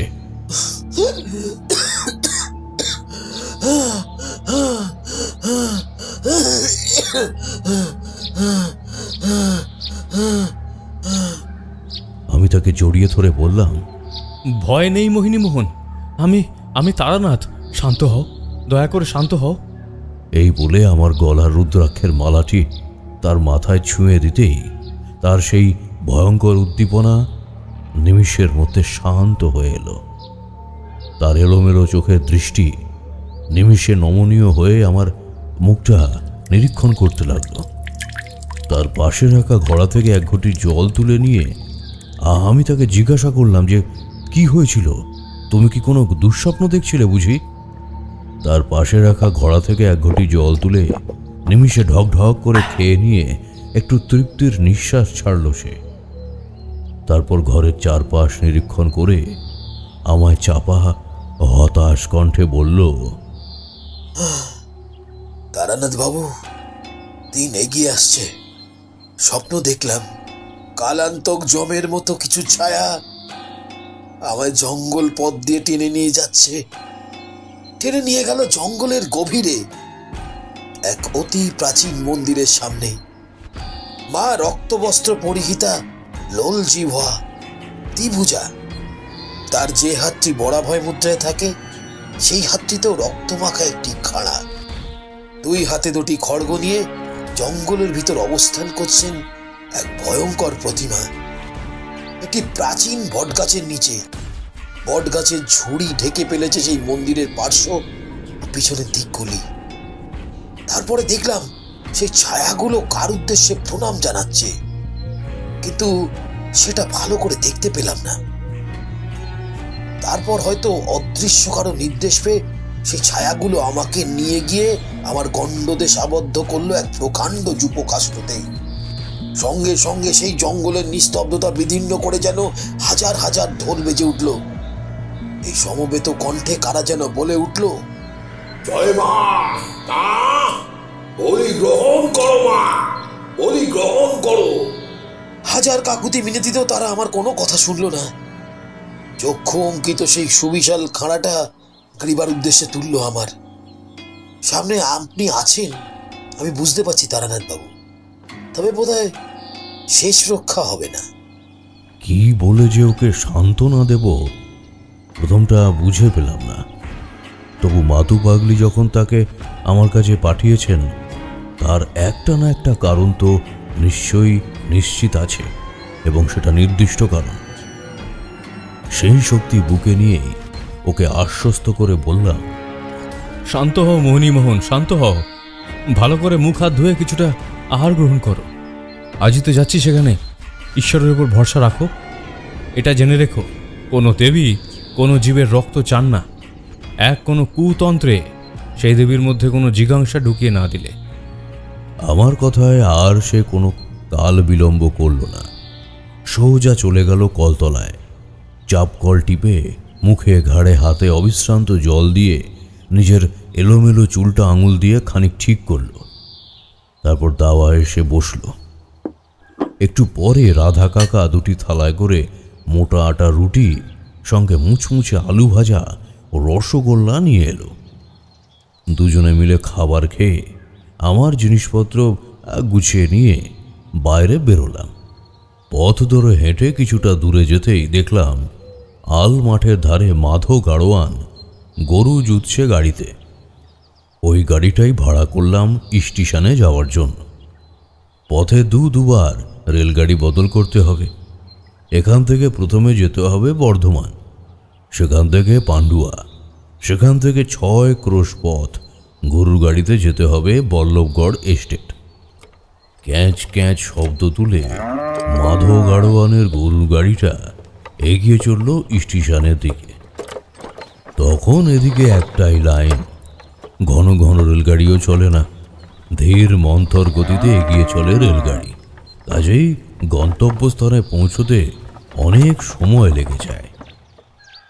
স্টেশনে পৌঁছে মোহিনীমোহন দুটি টিকিট করল। কিছুক্ষণ অপেক্ষা করবার পর বর্ধমানমুখী রেলগাড়ি এসে পড়ল। দুজনে উঠে পড়লাম। দুপুর বর্ধমান নেমে পড়লাম। সেখান থেকে সংযোগকারী গাড়ি বিকেলবেলায়। কাজেই স্টেশন থেকে বাইরে বেরিয়ে দ্বীপ্রহরের আহার সেরে নিলাম একটি সরাইখানায়। তারপর মিষ্টির দোকান থেকে কিনে নিলাম বর্ধমানের প্রসিদ্ধ সীতাভোগ আর মিহিদানা। মোহিনীমোহন সেই সব চোখেও দেখল না। প্রাণটাই যখন বড় দায় তখন আহার বড় বিলাসিতা। নির্ধারিত সময়ের থেকে বেশ কিছুটা দেরিতে পরের রেলগাড়ি ঢুকল। তখন বিকেল গড়িয়ে গোধূলি। অস্তমিত সূর্য গাঢ় লালচে আভা ছড়িয়ে দিগন্তের ওপারে মিলিয়ে যাচ্ছে। চারপাশে নেমে আসছে আসন্ন সন্ধ্যার অন্ধকার। রেলগাড়িতে দুজনে পাশাপাশি বসে থেকেও কেউ কারোর সাথে কথা বলছি না। দুজনেই মগ্ন হয়ে আছি দুরকম চিন্তায়। আমার চিন্তা সাপ মুক্তি ঘটানোর, আর মোহিনীমোহনের হয়তো আসন্ন মৃত্যু থেকে রেহাই পাওয়া। গাড়ি যখন পান্ডুয়া এসে থামল তখন নিকষ কালো অন্ধকার পৃথিবীকে ঢেকে ফেলেছে। রাতের গ্রাম সাপদ সংকুল। চতুর্দিক থেকে ভেসে আসছে শৃগালের ডাক। অন্ধকারের গন্ধ পেয়ে পেঁচা, বাদুড়, নিশাচর প্রাণীরা জেগে উঠেছে আর বেরিয়ে পড়ছে খাদ্যের সন্ধানে। স্টেশন থেকে বেরিয়ে একটি গরুর গাড়ি দেখতে পেয়ে মোহিনীমোহন জোরে হাঁক দিল, নিধিরাম, নিধিরাম। লোকটি মোহিনীমোহনের গলার আওয়াজ পেয়ে গরুর গাড়ির সামনে বাঁধা মশালটা নিয়ে ছুটে এলো। বলল, রে ছোট কর্তা যে, আপনি এত রাতে কোথাও গিয়েছিলেন নাকি? সে কথার কোনো উত্তর না দিয়ে মোহিনীমোহন বলল, গরুর গাড়িটা নিয়ে আয়, রাজবাড়ি ফিরবো। কি বলছেন কর্তা? আপনি ঘোড়া গাড়ি মোটর গাড়ি চড়েন, এই গরুর গাড়িতে বসতে পারবেন? অসুবিধা হবে নি? কোনো অসুবিধা হবে না, বেশি বক বক না করে গাড়িটা নিয়ে আয়। মোহিনীমোহনকে প্রণাম করে নিধিরাম চলে গেল গাড়ি আনতে। নিধিরাম গরুর গাড়ি এনে দাঁড় করিয়ে আমাদের তুলে নিল। তারপর দুবার হ্যাট হ্যাট বলতেই গরুগুলো দুলকি চালে চলতে আরম্ভ করল। গ্রামের শুনশান পথে জনমনুষ্যী নেই। গ্রামের লোকেরা সন্ধ্যা বেরোলেই খাওয়া দাওয়া সেরে শুয়ে পড়ে, উঠে পড়ে সেই কাক ভরে। নীরব নিশ্ছিদ্র অন্ধকারে কাঁচকোঁচ শব্দে গরুর গাড়ি এগিয়ে চলেছে বল্লভগড় এস্টেটের দিকে। 1 ঘন্টা ধরে গাড়ি চলবার পরে সেটা এসে দাঁড়ালো বল্লভগড় এস্টেটের সামনে। চোখে একটু ঘুম এসে গিয়েছিল আমার পথশ্রমের জন্য। মোহিনীমোহন আমায় ডেকে বলল, নেমে আসুন তারানাথবাবু, আমরা পৌঁছে গিয়েছি। গরুর গাড়ি থেকে নেমে দেখলাম বল্লভগড় এস্টেটের প্রকাণ্ড ইমারত। কম করে 100 বিঘা জমির উপর দাঁড়িয়ে আছে বল্লভগড় রাজবাড়ি। তার এপার ওপার দেখে কার সাধ্যে। এই হলো আমাদের রাজবাড়ি।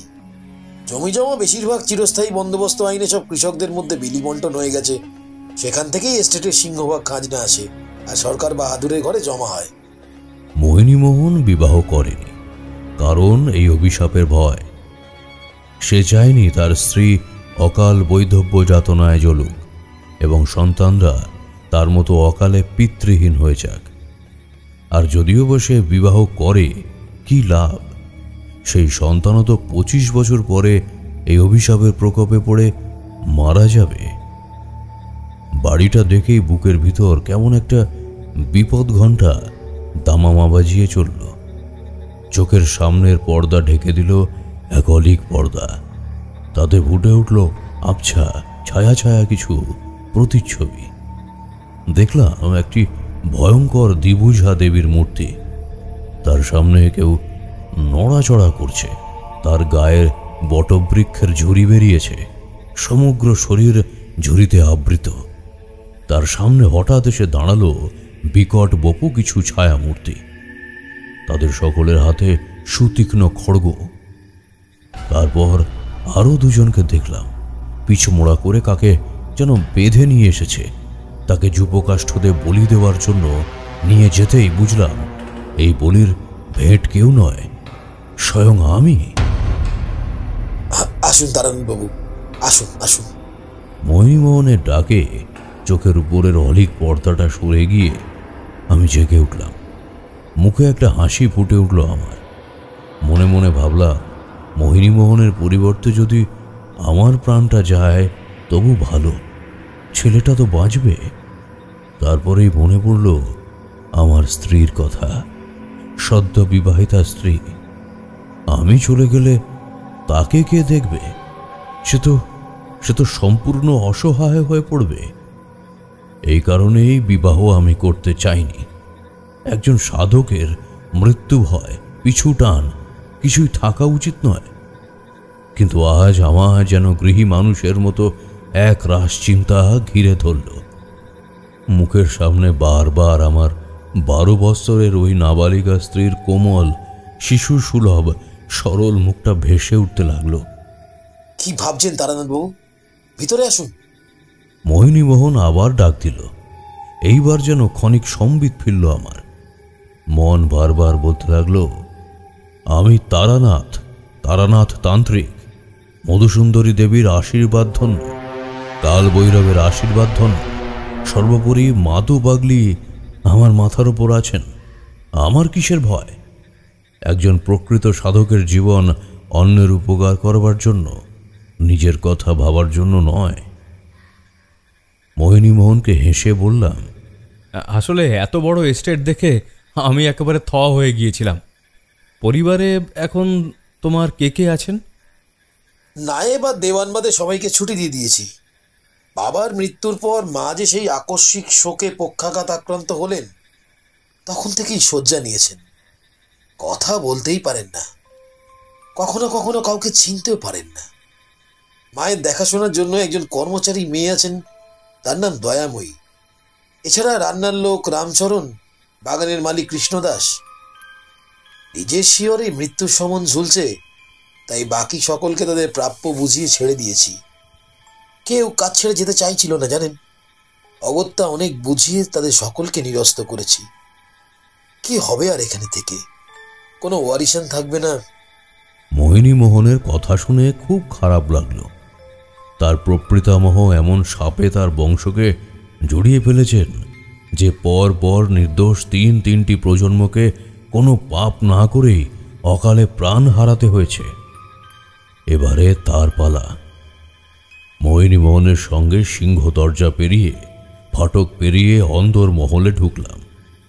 এর আগেও বহু জমিদার বাড়িতে আমি গেছি, তবে এখানে ঢুকে মনে হলো যেন আমি জালের মধ্যে রুই মাছের মতো আটকে গেলাম।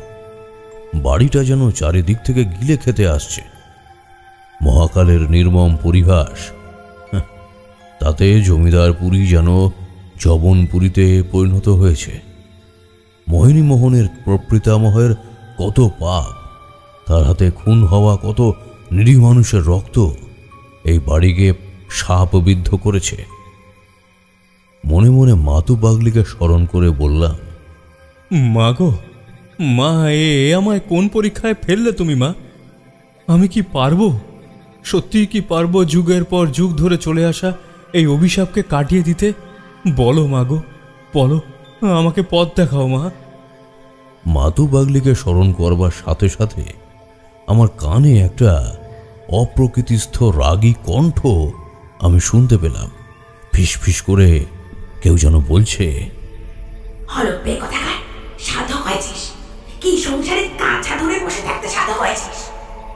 আমি ভরসা করে পাঠালুম, আমাকেই বিশ্বাস করতে পারছিস নে? নিজের সাধনা বুদ্ধির ওপর বিশ্বাস নেই? মরে যা। বলেছিলাম না তোর দ্বারা কিচ্ছু হবে না? যে সাধক অপরের বিপদে নিজের প্রাণের চিন্তা করে, সে কি করে তন্ত্র সাধনা করবে? কাটের মোড়া, যা যা যা। চমকে গিয়ে কানের পাশের দিকে তাকাতে ভয়ানক চমকে উঠে দেখলাম দুজোড়া ভাটার মতো জ্বলন্ত চোখ বাতাসে মিলিয়ে গেল। ওই চোখ কোনো ভূত প্রেত বা পিশাচের নয়, ওই চোখ স্বয়ং মাতু পাগলির। সত্যি আমি ভয়ঙ্কর ভুল করে ফেলেছি। একজন সাধক হিসাবে আগে নিজের পরিবারের চিন্তা করেছি, বিপন্নের কথা এখনো সেরকম ভাবে আমি ভাবিনি, বা এটাও ভাবিনি বিপন্নকে কিভাবে উদ্ধার করব। বাড়ি থেকে আসায় ইস্তক আমার নববিবাহিত স্ত্রীর সরল করুণ মুখখানি ভেসে উঠছিল। এই মায়ার ভয় তো পালিয়ে পালিয়ে বেড়াতুম হে। মায়া বেশি হয়ে গেলে সাধনা করা যায় না। মাতু পাগলির ভর্ৎসনায় আমি আমার সম্বিত ফিরে পেলাম। তিনি আমায় বুঝিয়ে দিয়ে গেলেন একজন সাধকের জীবনের প্রকৃত উদ্দেশ্য কি। ভীষণ ঘৃণা হলো নিজের উপরে। আমি মধুসুন্দরী দেবীর বরপ্রাপ্ত তারানাথ তান্ত্রিক, যে ভয়ঙ্কর ভূত পিশাচ আত্মার সঙ্গে পাল্লা দিয়ে তাদের পরাস্ত করেছে, এই তারানাথে ভয় পাবে? মৃত্যু ভয়? আরে সাধকের মৃত্যু মানে তো মোক্ষ লাভ। তৎক্ষণাৎ মনের মধ্যে একটা সাহসের ঝড় যেন বয়ে গেল, যেন বলের একটা জ্বলন্ত অগ্নিপিণ্ড আমার দেহ মনে কেউ সঞ্চার করে দিল। তোমার কোনো চিন্তা নেই মোহিনী মোহন, আমি তোমাকে কথা দিচ্ছি, তোমার প্রাণ আমি 25 বছর বয়সে যেতে দেব না। তুমি অনেক দিন বাঁচবে। হ্যাঁ, আমি তোমায় বাঁচাবো। দরকারে এই তারানাথ চক্রবর্তী মরবে, কিন্তু তুমি বাঁচবে। আমি তোমায় এও কথা দিচ্ছি মোহিনী মোহন, তোমার গায়ে একটা আঁচড়ও আমি লাগতে দেব না। মোহিনী মোহন তার কক্ষেই আমাকে নিয়ে গেল। তারপর বলল, এ আপনি কি বলছেন তারানাথ বাবু? কারো প্রাণের বিনিময়ে আমি আমার প্রাণ চাই না। আর আমার মতো সামান্য একজন জমিদার সন্তানের প্রাণ রক্ষা করার জন্য আপনার মতো বিদ্বান উপকারী জ্ঞানী সাধক মানুষের প্রাণ চলে গেলে আমি নিজেকে চিরজীবন দোষারোপ করতে থাকবো। না না না না না, এ হতে পারে না। আপনি কালই আপনার গায়ে ফিরে যান, আমার যা হয় হোক। কিন্তু তারানাথ বাবু, আমার প্রাণের দাম আপনি হতে পারেন না। মোহিনী মোহন সত্যি সত্যি খুব ভদ্র, সভ্য, ন্যায়পরায়ণ ছেলে। তার পরোপকারী পিতার সমস্ত গুণই সে পেয়েছে। এমন একটা মানুষকে তো মরতে দেওয়া যায় না, আর সে যদি মরে যায় এই রাজপরিবার পুরোপুরি বংশলুপ্ত হবে। মোহিনীমোহনের কাঁধে হাত রেখে বললাম, চিন্তা করো না মোহিনীমোহন, অন্ধকার যত গাঢ় হবে তত তাড়াতাড়ি ভোরের আলো ফুটবে। আগে আপনি হাত মুখ ধুয়ে কিছু আহার গ্রহণ করুন তারানাথ বাবু। সেই দুপুরে কখন দুটি খেয়েছেন, আগে একটু আহার করুন, একটু বিশ্রাম করুন। আমার তখন আহার বিশ্রামের সময় নেই। মাথায় একজনকে বাঁচানোর চিন্তা ঢুকে থাকলে আহার নিদ্রা মাথায় ওঠে। মোহিনীমোহনকে বললাম, আজ রাতে আমি কিছু আহার করব না, তুমি আমাকে একটু হাত মুখ ধোয়ার জল দাও তো, এবং আমাকে আমার ঘরটা একটু দেখিয়ে দাও। সে কি তারানাথ বাবু, আপনি প্রথম আমার বাড়িতে এলেন অথচ অভুক্ত থাকবেন? আমার বংশের অকল্যাণ হবে যে। আরে তুমি অত ভেবো না, এই মুহূর্তে খাওয়াটা আমার কাছে গৌণ বিষয়। তোমার বংশের কল্যাণের থেকে তোমার কল্যাণটাই আমার কাছে এই মুহূর্তে মুখ্য। মোহিনীমোহন বাইরে চলে গেল। কিছুক্ষণ পর নিজে আমার জন্য ঘটি করে জল নিয়ে এলো, পাত সাজিয়ে মিষ্টান্ন নিয়ে এলো, বলল, বেশ, এগুলো আমি রেখে গেলাম তারানাথ বাবু, এখন আপনাকে খেতে হবে না। তবে এই আমার অনুরোধ, আপনি দয়া করে অভুক্ত থাকবেন না। আপনি আমার ঘরেই থাকুন, আমি অন্য ঘরে থাকব। কারণ এই ঘরটা ছাড়া পরিপাটি কোনো ঘর নেই যেখানে আপনি একটু শান্তিতে থাকতে পারবেন। লোকের অভাবে সবই প্রায় অগোছালো আর নোংরা। আজ রাতে আমাকে তোমার ঘরেই থাকতে হবে মোহিনীমোহন, কারণ আজ রাতে আমার কিছু বিশেষ ক্রিয়া করার আছে। তুমি আমায় একটা যজ্ঞকুণ্ড প্রস্তুত করে দাও, 21টা অক্ষত বিল্লপত্র আনবে, খানিকটা শ্বেত চন্দন, বেশ কিছুটা বেলকাঠ, কিছুটা কর্পূর আর ঘি। কেমন? যাও, দ্রুত এগুলো আমাকে ব্যবস্থা করে দাও। ঘণ্টা খানেকের মধ্যেই সেই ব্যবস্থা মোহিনীমোহন করে ফেলল। ওকে বললাম, আজ রাত্রে কোনোভাবে ঘরের বাইরে কিন্তু বেরোবে না, যাই হয়ে যাক। যদি আমার গলা করেও কেউ ডাকে শুনতে পাও, তাহলেও সাড়া দেবে না। প্রকৃতির ডাকে সাড়া দেওয়ার থাকলে এখনই সেসব সেরে নাও। আমি আবারও বলছি, রাত্রে খবরদার ঘর থেকে কিন্তু বেরোবে না। তোমার দরজার সামনে এসে বিপদ কেটে গেছে এই কথা বললে তবেই দরজা খুলবে। কেমন? মোহিনীমোহনের মুখটা ফ্যাকাশে হয়ে গেল। সে কলের পুতুলের মতো ঘাড় নেড়ে হাত জোড় করে আমায় নমস্কার করে বিদায় নিল। আমি সঙ্গে সঙ্গেই সেই কক্ষের দরজা বন্ধ করে দিলাম। আজ রাত্রে আমাকে মধুসুন্দরী দেবীর আহ্বান করতেই হবে। একমাত্র তিনি আমাকে পথ দেখাতে পারবেন। মোহিনীমোহনের বাড়ির ঐতিহ্যবাহী ইংরেজ ঘড়িতে ঢং ঢং করে 12টার ঘণ্টা পড়ল। নিরাভরণ দেহে আমি ঘটি করে গঙ্গার জল নিজের মাথায় ঢাললাম এবং ঘরের চারপাশে ছড়িয়ে দিয়ে ঘরকে পরিষ্কার করে নিলাম। তারপরে পবিত্র রক্তাম্বর পরে যজ্ঞকুণ্ডের সঙ্গে বসে পড়লাম। হোমাদি সামগ্রী দিয়ে কুণ্ড সাজিয়ে অগ্নি প্রজ্বলিত করলাম। শ্বেত চন্দনে বিল্লপত্র ডুবিয়ে একের পর এক আহুতি দিতে লাগলাম। সঙ্গে চলল বীজ মন্ত্র উচ্চারণ। প্রণয়িনী রূপী মধুসুন্দরী দেবী আমায় ছেড়ে যাওয়ার আগে বলেছিলেন আমায় তিনি কন্যারূপে ধরা দেবেন। চারির জন্ম এরও বছর 3 পরে। কাজেই দেবীকে আহ্বান করতে হলে দেবী রূপেই যজ্ঞের মাধ্যমে, পুজোর মাধ্যমে তাকে আহ্বান করতে হবে। যজ্ঞ করতে করতে শুনতে পেলাম মোহনকে কেউ আমার গলা করে ডাকছে, তার ঘরের দরজা অবিশ্রান্তভাবে পেটাচ্ছে। মনে আমার ভয় হলো, যদি মোহিনীমোহন আমি ভেবে ঘরের দরজা খুলে দেয় তবে তার প্রাণ সংশয় নিশ্চিত। কারণ দেবী সাধনায় বসলে দূর ও আত্মারা যজ্ঞ পণ্ড করতে চলে আসে। ভয়ানক মন্ত্রশক্তি তাদের অস্তিত্ব রক্ষা পথে বাধা হয়ে দাঁড়ায়, আর সাধককে কিছু করতে না পারলে তাদের রোষ সম্পূর্ণভাবে গিয়ে পড়ে গৃহকর্তার উপর। এইভাবে আধ ঘণ্টা খানেক চলার পরে সব স্তিমিত হয়ে গেল। ঠিক তারপরেই এক মহিলা কণ্ঠর আর্তনাদ সারা বাড়ি ছাপিয়ে উঠল। তারপরেই ভারী কিছু একটা ধপ করে গড়িয়ে পড়ল। পাশের ঘর থেকে মোহিনীমোহন চেঁচিয়ে উঠল, কে কে কে ওখানে? কে? আমি বুঝতে পারলাম এ কোনো অশরীরীর আর্তনাদ নয়, নিশ্চয়ই কোনো ক্ষতি সংঘটিত হয়েছে মোহিনীমোহনের পরিবারে। কিন্তু তখন আমার জাগতিক কোনো ক্রিয়ায় সাড়া দেওয়ার মতো অবস্থা নেই। আমার তখন একটাই কর্তব্য, যেভাবেই হোক মোহিনীমোহনের প্রাণ বাঁচিয়ে এই বংশকে শাপমুক্ত করতেই হবে। যজ্ঞে পূর্ণ আহুতি দেওয়ার পর আমি আবার আমার ধ্যানে নিমগ্ন হলাম। বিভিন্ন ঘটনায় মন বারবার বিক্ষিপ্ত হয়ে যাওয়ায় যজ্ঞের ফল ফলতেও দেরি হল।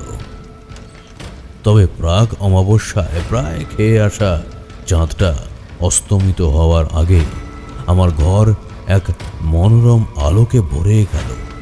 সারা ঘর আচ্ছন্ন হয়ে গেল অদ্ভুত সুন্দর সুগন্ধে। আমি বুঝলাম মধুসুন্দরী দেবী সাড়া দিয়েছেন। এরপর ঘর ভরে গেল তার দৈব কণ্ঠে।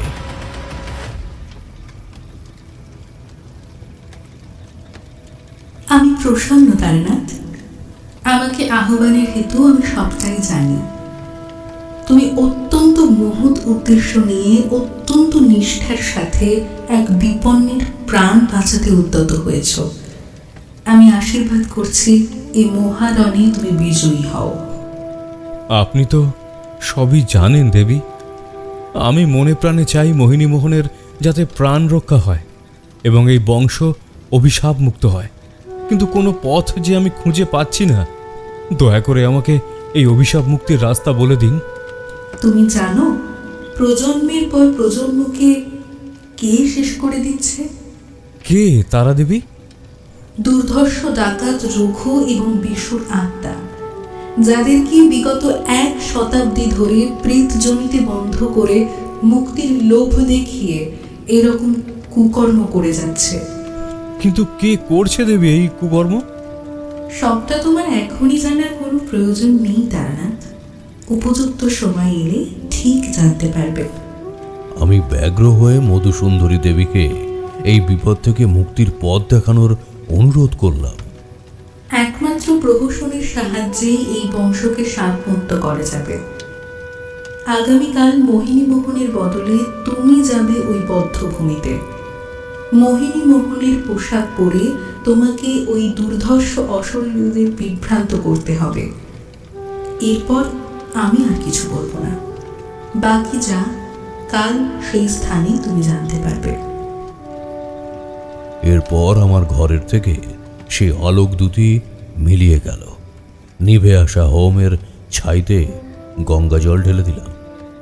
সেই হোমের কালি দিয়ে গোটা ঘরে বিন্দু বিন্দু টিপের মতো দিয়ে দিলাম।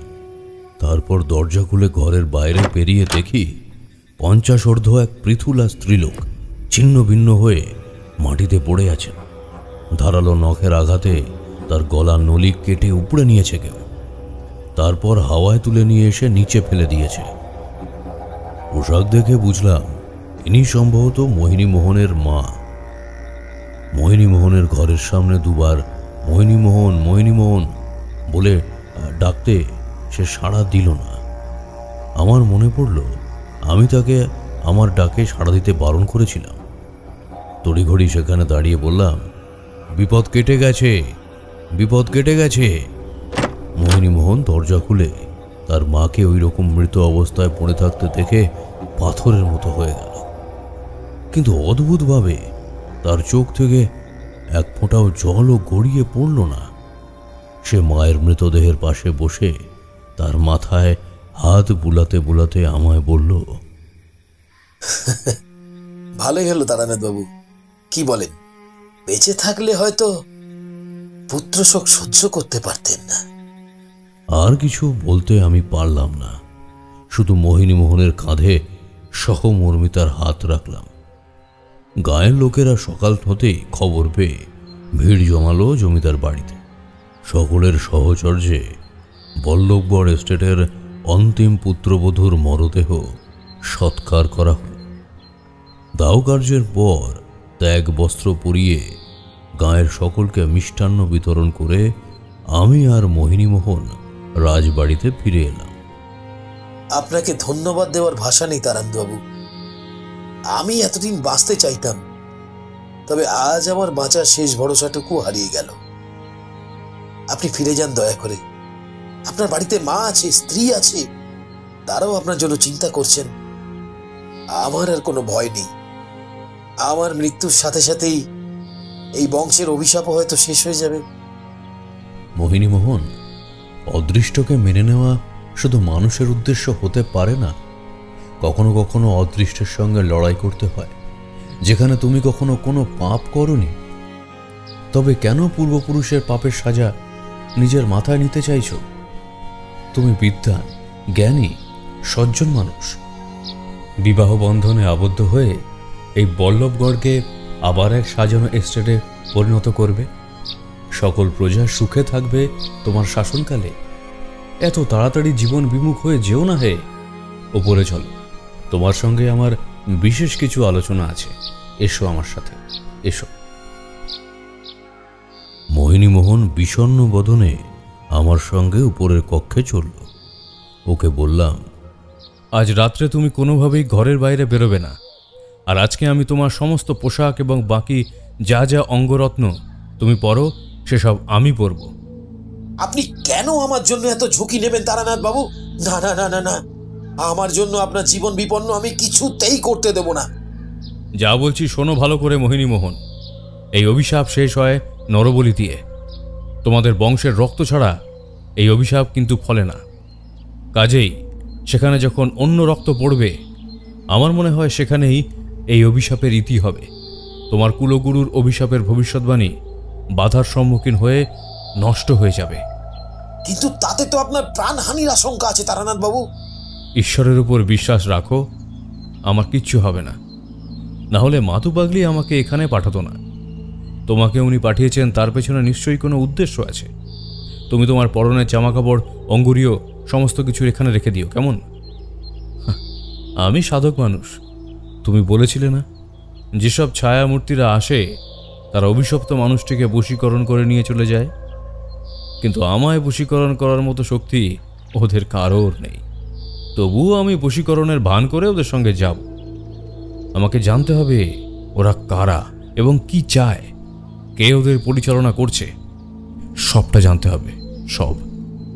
এরপরে মোহিনীমোহন আর কোনো কথা বলতে পারল না। যা যা আমি বললাম তা সে মুখ বুজে করে গেল। আমি ঘরে ঢুকে মোহিনীমোহনের কালকের রাখা মিষ্টিগুলো আহার করে পেট ভরালাম। আরও একটু বেলা বাড়তেই গায়ের লোকজন ঝুরি ঝুরি ফলমূল নিয়ে গেল জমিদার বাবুর উদ্দেশ্যে, কারণ তিনি শুধু ফলাহারই করবেন। তাদের কৃতজ্ঞতা জানিয়ে হাসি মুখে মোহিনীমোহন বিদায় করল। যদি তারা জানত আজই তাদের জমিদার মশাইয়ের শেষ দিন, তাহলে তারা হয়তো দুর্গের মতো ওই বাড়ি ঘিরে ফেলত, পাহারায় থাকত, কিছুতেই জমিদার বাবুকে মৃত্যুর দিকে ঠেলে দিত না। কিন্তু মোহিনীমোহন তার প্রজাদের কিছুই জানাননি। কাজেই তারাও জানতে পারল না এই পরিবার কত বড় বিপদের সম্মুখীন হবে আজ। ঘটনাবহুল সারাদিনের শেষে রাত্রি ঘনিয়ে এলো। আমি মোহিনীমোহনের দামি পাঞ্জাবি, পায়জামা, হাতে 8টা সোনার আঙ্গুরীয় এবং রাজপাগড়ি পরে নিচের বারান্দায় পায়চারি করতে লাগলাম। মোহিনীমোহনকে বলেছিলাম সে যেন দরজা ভিতর থেকে ভালো করে খিল এঁটে দেয়। বাইরে এতক্ষণ বেশ হাওয়া দিচ্ছিল। আচমকা সেই হাওয়া বন্ধ হয়ে গিয়ে চারিদিকের পরিবেশের অত্যন্ত গুমোট হয়ে ওঠাটা অনুভব করলাম। নিকষ অন্ধকার চতুর্পাশে। রাত্রির এমন কালিমা আমি জীবনে কোনোদিনও চোখে দেখিনি। যেন সেই রাত্রির পরে আর কোনো সকাল নেই। এই অন্ধকারের মধ্যে থেকে হঠাৎ ভারী কণ্ঠে হাসির শব্দ এলো। আমায় দেখে কেউ যেন ব্যঙ্গের হাসি হাসছে। পিছনে ফিরেই দেখলাম অন্ধকার ভেদ করে জ্বলছে 2 জোড়া আগুনের ভাঁটার মতো চোখ। এই দুটো চোখের চারপাশে ইতিউতি ঘুরে বেড়াচ্ছে বেশ কিছু কালো কালো ছায়ামূর্তি। ওই অন্ধকারের মধ্যেও তাদের নড়াচড়া আমি স্পষ্ট বুঝতে পারছি। ভাটার মতো জ্বলতে থাকা দুটো চোখ থেকে হঠাৎ একটা রশ্মি বেরিয়ে এসে আমার চোখে পড়ল। মুখটা আমার সেই মুহূর্তে ধাঁধিয়ে গেল। পরে স্বাভাবিক হয়ে এলো অবশ্য। তারা ভাবলো আমি তাদের দ্বারা বশীভূত হয়ে গেছি। দুটি জ্বলন্ত চোখের অধিকারী আমার ইশারায় হাতছানি দিয়ে ডাকতে লাগলো। আমিও ইচ্ছা করেই তাদের হাতছানি লক্ষ্য করে এগিয়ে যেতে লাগলাম। গ্রামের কাঁচা সড়ক পেরিয়ে ছায়াময় সেই দলটা জঙ্গলের পথ ধরল। আমিও চললাম তাদের পিছু পিছু। অনেক দূরে রাতের নিস্তব্ধতা ভেদ করে ঢাক, ঢোল, কাঁসরের শব্দ শোনা যাচ্ছে। যত এগিয়ে যাচ্ছি সেই শব্দ আরো বেশি করে বাজছে। দুজন হঠাৎ আমার দিকে ফিরে পিছমোড়া করে আমার হাত দুটো বেঁধে ফেলল। আমি মনে মনে মধুসুন্দরী দেবীকে স্মরণ করলাম, মাতু পাগলিকে স্মরণ করলাম, কিন্তু কোনো জাদু বলে হাতের সেই শক্ত বন্ধন খুলে গেল না। জোর প্রয়োগ করলাম শরীরে সেই বন্ধন খোলার জন্য। কোনোভাবেই সেই বাঁধন আমি খুলতে পারলাম না। আমি তারানাথ, অথচ আমার সকল মনের জোর, মন্ত্রের জোর, ইচ্ছে শক্তি বিফলে যেতে লাগলো। এত শক্তি ওই অশরীরীরা পেল কোথায়? আমি থমকে দাঁড়িয়ে পড়তেই বুঝলাম দুটো ছায়ামূর্তি আমার দুই হাত ধরে হ্যাঁচকা টান দিল। কি অসম্ভব শক্তি তাদের হাতে! তবে কি মাতু পাগলি ইচ্ছা করে আমায় এই ভয়ঙ্কর মৃত্যুর মুখে ঠেলে দিল? কিছুক্ষণ মৃত্যু ভয় কলের পুতুলের মতো ওদের সাথে চলতে লাগলাম। ভাবলাম, এত সাধনা, এত ভক্তির ফল এই ছিল কপালে। অনেক দূর যাওয়ার পর জঙ্গলের এক গভীর স্থানে পৌঁছলাম। সেখানে তখন ঢাক ঢোলের শব্দে কানে তালা ধরে যায়। কেউ নেই, অথচ যেন শয়ে শয়ে ঢাক ঢোল বাজছে। ছায়ামূর্তিগুলো বিভিন্ন বৃক্ষে অন্তরিত হয়ে গেল। ঢাক ঢোলের শব্দ ছাপিয়ে কোথাও যেন উচ্চারিত হচ্ছে ভৌত ডামর যজ্ঞের মন্ত্র। কেউ কোথাও নেই। এমন সময় সেই ঢাক ঢোল থেমে গেল। হঠাৎ সেই স্থানে নিজে থেকেই প্রজ্বলিত হলো অগ্নিকুণ্ড। তার লেলিহান শিখা সবচেয়ে ছোট বৃক্ষটির মগডালে পৌঁছে গেল। আর সেই আলোয় চোখের সামনে উন্মুক্ত হলো এক ভীষণ দৃশ্য। যেখানটায় আমি দাঁড়িয়ে রয়েছি সেইখানে রয়েছে এক মহাপ্রাচীন বটবৃক্ষ। এই বটবৃক্ষের বয়স আনুমানিক 300 বছরের কম তো নয়। আভূমি লম্বিত তার ঝুড়ি একটি মন্দিরকে প্রায় আবৃত করে ফেলেছে। তা শুধু সেই ঝুড়ি আবৃত মন্দিরে যেটুকু কোটর সম অংশ দেখা যাচ্ছে, তাতে দেখা যাচ্ছে এক ভয়ঙ্কর কালী বিগ্রহ। তিনি কৃষ্ণবর্ণা, দ্বিভুজা, দুই হাতে দুটি খাড়া। ঠিক মোহিনী মোহনের বাড়িতে ঢোকার সময় যে দৃশ্যকল্প আমার মানস চক্ষে দেখেছিলাম, এখন সেটাই সত্যি হচ্ছে। মন্ত্র উচ্চারণ চরম পর্যায়ে উঠেছে। দেবীর মন্দিরের সামনে হঠাৎ চতুষ্কোণ কোনো খোপে জ্বলে উঠল আগুন। ঠিক যেন কোনো অগ্নিকুণ্ড আগে থেকেই প্রস্তুত করা ছিল। ঠিক তারপরেই ভীষণ শব্দে বিরাট একটা বটবৃক্ষের ঝুড়ি স্তূপ এসে মাটিতে পড়ল। সেই স্তূপের আকার এমন যেন পদ্মাসনে বসে কেউ দেহের ঊর্ধ্ব অংশ সামনে নুইয়ে প্রণাম করছে কেউ। আমার আশঙ্কায় সত্যি হল। ধীরে ধীরে বটের ঝুড়ির ঊর্ধ্বাংশ প্রণাম মুদ্রা ছেড়ে উঠে বসল। এ কে? বিশাল চেহারার কোনো মানুষের মতো, কিন্তু দেহের সর্বাঙ্গ আবৃত বটের ঝুড়ি দিয়ে। শুধু অক্ষিকোটরে জ্বলছে দুটি জ্বলন্ত অঙ্গার। সেই বিভীষিকাময় মূর্তি আমার দিকে একবার ঘুরে তাকালো। তার চোখ থেকে বিকট এক রশ্মি বেরিয়ে আমার চোখে পড়ল। পরক্ষণেই মনে হলো আমার চোখ দুটো যেন পুড়ে যাবে। চোখ বন্ধ করে ফেললাম। সেই মূর্তি আকাশ বাতাস কাঁপিয়ে অট্টহাস্য হেসে উঠল। সামনে দেবী মূর্তিকে উদ্দেশ্য করে বলল,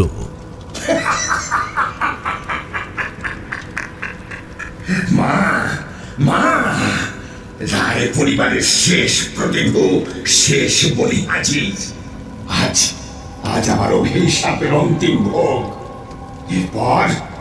এরপর আমার মুক্তি।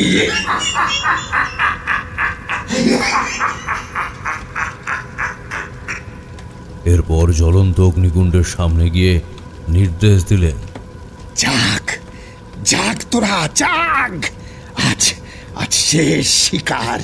আজই তোদের মুক্তি লাভ হবে, আজই তোদের মুক্তি লাভ হবে। চমকে উঠলাম আমি। বল্লভগড় এস্টেটের কুলগুরু কৃষ্ণাচার্য! জ্বলন্ত আগুনকে নির্দেশ দিয়ে তিনি কাকে ডাকছেন, কাকে জাগাতে চাইছেন? ভাবতে ভাবতেই সেই যজ্ঞের আগুন থেকে প্রকট হলো মিশ কালো দুটো ধোঁয়ার বলয়। তারপর সূক্ষ্মদেহী সেই ধোঁয়া বিশাল আকারের দুই মনুষ্যরূপ নিল। মনুষ্যরূপ নিয়ে তারা অগ্নি ছেড়ে মাটি স্পর্শ করল।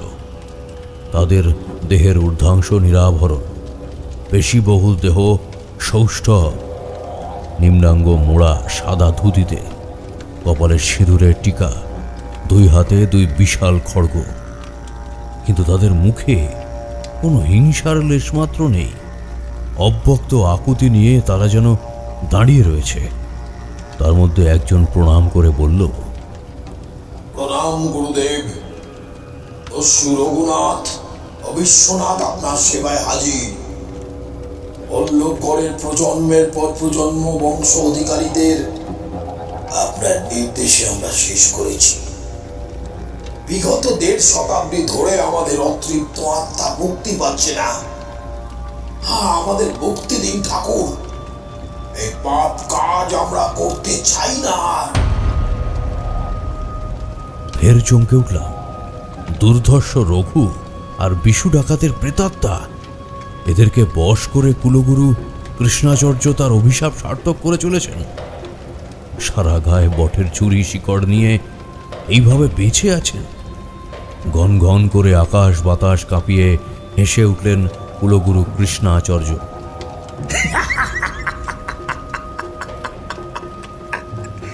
তোদের এই কাজ করতেই হবে,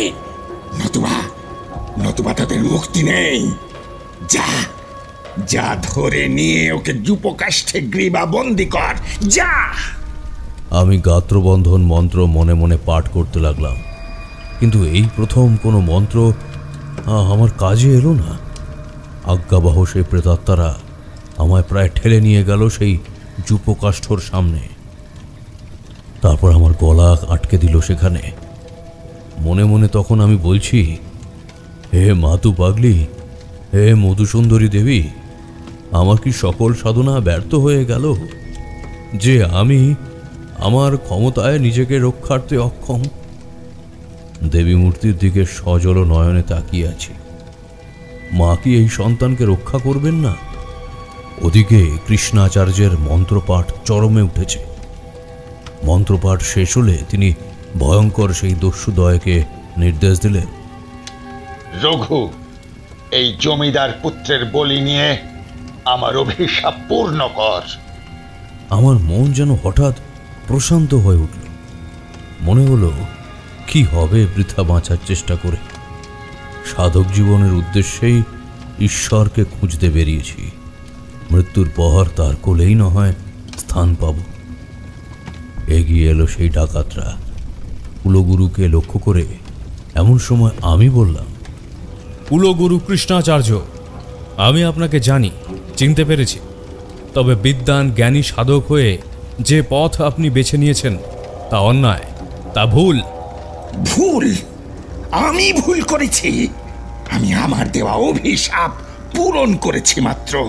তোমাদের বংশ লোপ করে তবে আমি মুক্তি পাব। এই অগ্নি তোমার বংশের রক্ত চায়, তাই দিচ্ছি আমি। এই বংশের রক্ত না পেলে মহা অনর্থ হবে। এই মায়ের বিগ্রহের ভিতর আমি শয়তানের জিঘাংসা রোপণ করেছি। বলি দাও একে। মৃত্যুদণ্ডপ্রাপ্ত আসামিরও শেষ ইচ্ছা পূর্ণ করা হয়। সেই অর্থে পূর্বপুরুষের পাপের শাস্তি আমি পাচ্ছি। আমার একটি শেষ ইচ্ছে আছে, যদি পূর্ণ করেন। বেশ, কি ইচ্ছে তোর বল। আমি একজন কালী ভক্ত, মায়ের নিত্য পূজারী। মৃত্যুর আগে মাকে একটু গান শোনাতে চাই। গান শোনাবি? বেশ বেশ, শুনিয়ে নে। তবে বেশি সময় দিতে পারবো না। মহাযোগ কেটে যাওয়ার আগেই আমাকে তোকে বলি দিতে হবে। আপনাকে আমার কৃতজ্ঞতা গুরুজি। এরপর মায়ের সামনে বসে ব্যাকুলভাবে মনে মনে গান ধরলাম।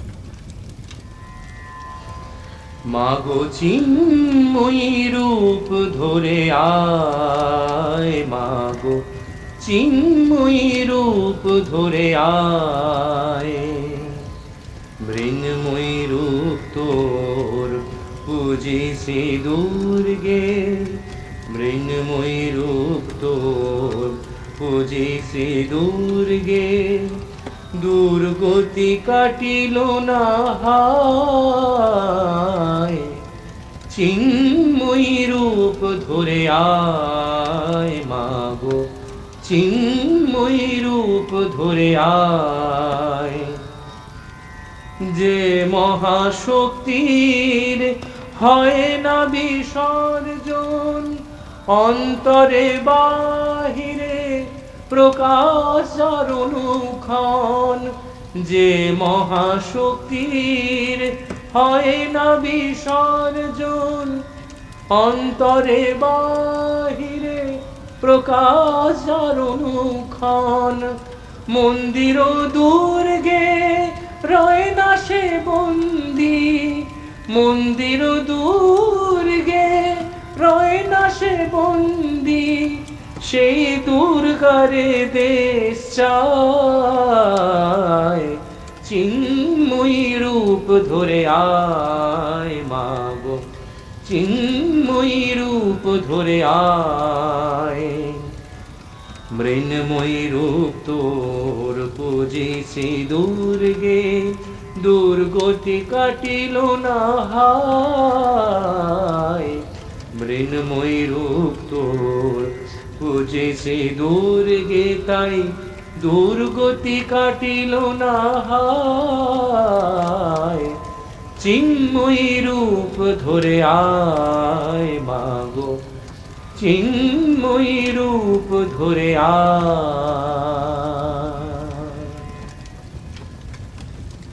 গান শেষ হবার পরে দেখলাম দুই দুর্ধর্ষ দস্যু সর্দারের স্থূল চোখে জল। তারা এগিয়ে এলো। রঘুনাথ বললেন, আমাদের ক্ষমা করবেন, আমরা নিজের অনিচ্ছাতেই আপনার প্রাণ নিচ্ছি। আমি চোখ বুজে দাঁড়িয়ে রইলাম। যূপকাষ্ঠতে না আটকেই দুই দিক থেকে রঘু আর বিশু খড়গ চালনা করল। আমার মনে হলো এই ভয়ঙ্কর অস্ত্র দিয়ে কেউ আমার সুড়সুড়ি দিচ্ছে। চোখ খুলতে দেখলাম তারা খড়গের ওপর খড়গ চালাচ্ছে। আমার কণ্ঠ লক্ষ্য করে কিন্তু প্রতিবার খাড়া আমার গ্রীবা ছুঁয়ে ফিরে যাচ্ছে। সেদিকে তাকিয়ে আছে বিস্ফারিত নয়নে কৃষ্ণাচার্য। তিনি গর্জন করে উঠলেন সহসা, বললেন, এ কি করে সম্ভব? এ তো অবিশ্বাস্য। এ হতে পারে না, না না না, এ হতে পারে না। কে তুমি? তুমি তো বল্লভগড়ের বংশধর নও। কে তুমি? আমি তখন বুঝতে পেরেছি এসবই মধুসুন্দরী দেবীর আশীর্বাদ, মাতু পাগলির প্রদত্ত শক্তি। চিৎকার করে বললাম, আমি তারানাথ, তারানাথ তান্ত্রিক, একজন সাধক যে মানুষের উপকারের জন্য তন্ত্র সাধনা করে। এই বংশের শেষ প্রতিভু মোহিনী মোহনকে আমি সুরক্ষিত জায়গায় রেখে দিয়েছি। এবার এই মৃত্যু খেলা শেষ হোক। এই বলে আমি আমার আঙুল ছুরি দিয়ে চিরে তার থেকে 3 ফোঁটা রক্ত জ্বলন্ত অগ্নিকুণ্ডে ফেলে দিলাম। সঙ্গে সঙ্গে সেই লেলিহান শিখার দপ করে নিভে গেল। এ তুমি কি সর্বনাশ করলে? যজ্ঞের আগুন নিভিয়ে দিলে তোমার রক্ত দিয়ে। শোন শোন, তোরা ধরে নিয়ে আয় ওই মোহিনী মোহনকে। যা। আমাদের মাফ করুন গুরুদেব, আমরা আর এই ঘৃণ্য পাপ করতে পারবো না। তবে অনন্তকাল ধরে এই প্রেত জনিতে বন্ধ হয়ে থাক।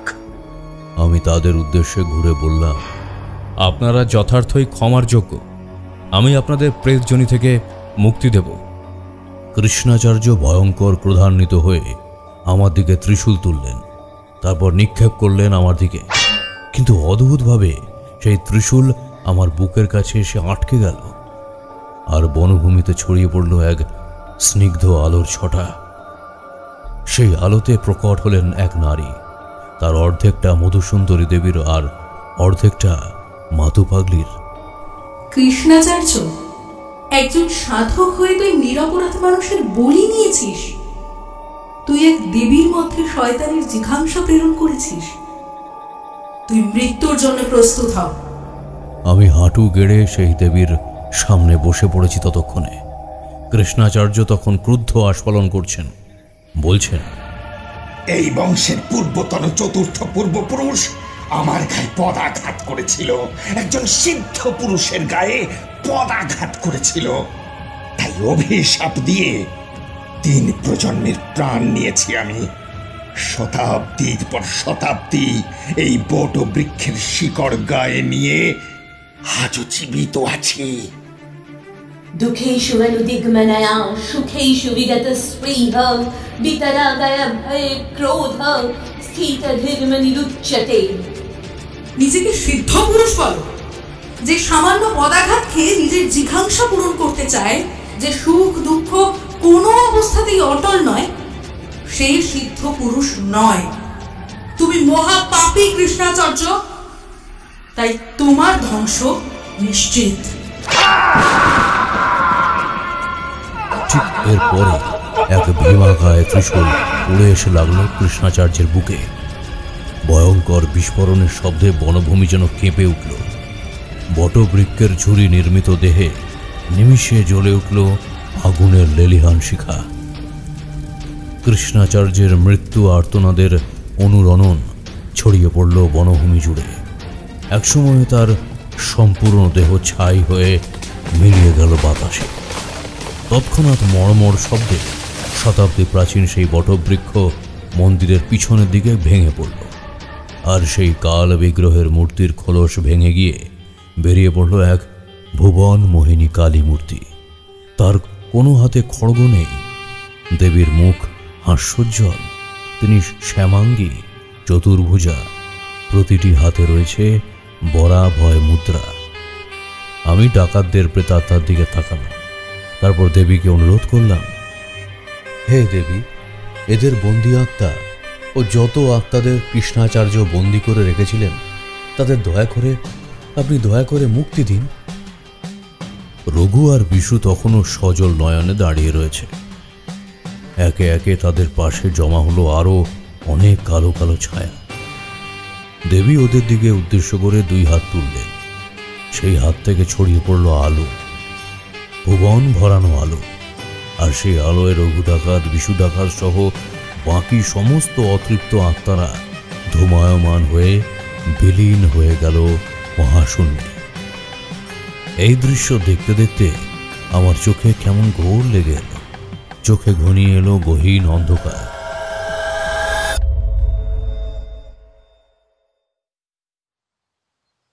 যখন চোখ খুললাম, দেখলাম আমি জমিদার বাড়ির মহাপালঙ্কে শুয়ে আছি। আমার মাথায় জলপট্টি দিচ্ছেন স্বয়ং মোহিনীমোহন। পাখার বাতাস করছেন দয়াময়ী দেবী, যিনি মোহিনীমোহনের মায়ের দেখাশোনা করতেন। আমি চোখ খুলতেই মোহিনীমোহন বলল, আপনি ঠিক আছেন তারানাথ বাবু? ধরা কণ্ঠে বললাম, অভিশাপ কেটে গেছে মোহিনীমোহন, আর ভয় নেই। আমি মায়ের কাছে প্রার্থনা করছি, তুমি দীর্ঘজীবী হও, বিবাহ করে নিজের বংশের চাকাকে এগিয়ে নিয়ে যাও, গরিব প্রজাদের সেবা করো, কিন্তু মনে রেখো কোনোদিন পথভ্রষ্ট হয়েও না। মোহিনীমোহন আমার হাত দুটো চেপে ধরে হাসি মুখে ঘাড় নাড়ল। পরের দিন বল্লভগড় এস্টেট ছেড়ে আসার সময় মোহিনীমোহন আমার হাতে গুঁজে দিল 1 থলি মোহর। সেই মোহর যে সে মোহর নয়, মোগল আমলের আশরাফি সেই মোহর। মোহিনীমোহনকে বললাম, অর্থের বিনিময়ে এই কাজ আমি করি না মোহিনীমোহন, তবে একটি আশরাফি মোহর আমাকে দাও, আমি তা সংগ্রহে রাখব। বাকি মোহর তুমি খরচ করে দিও। জঙ্গলের সেই ধ্বংসপ্রাপ্ত কালী মন্দির সংস্কার করো এবং দেবীর নিত্য ভোগের ব্যবস্থা করো। কেমন? ভালো থেকো। আমার পায়ের ধুলো নিয়ে মোহিনী মোহন বলল, তাই হবে তারানাথ বাবু, তাই হবে। কিন্তু উনি কে ছিলেন যিনি আমাদের বংশের সবাইকে এইভাবে হত্যা করেছেন? তোমাদের কুলগুরু কৃষ্ণাচার্য। কুলগুরু কৃষ্ণাচার্য? কিন্তু তা কিভাবে সম্ভব তারানাথ বাবু? উনি একজন মহাতান্ত্রিক ছিলেন। নিজের অভিশাপকে নিজের হাতে সার্থক করার জন্য উনি বৃক্ষজীবী যজ্ঞ করেছিলেন, আর বটবৃক্ষের আয়ু নিয়ে তিনি জীবিত ছিলেন। দুর্ধর্ষ ডাকাত রঘু এবং বিশুর আত্মাকে বন্দি করে শেষ দুই পূর্বপুরুষের বলি নিয়েছেন। আমি তাদের আত্মাকেও মুক্তি দিয়ে এসেছি।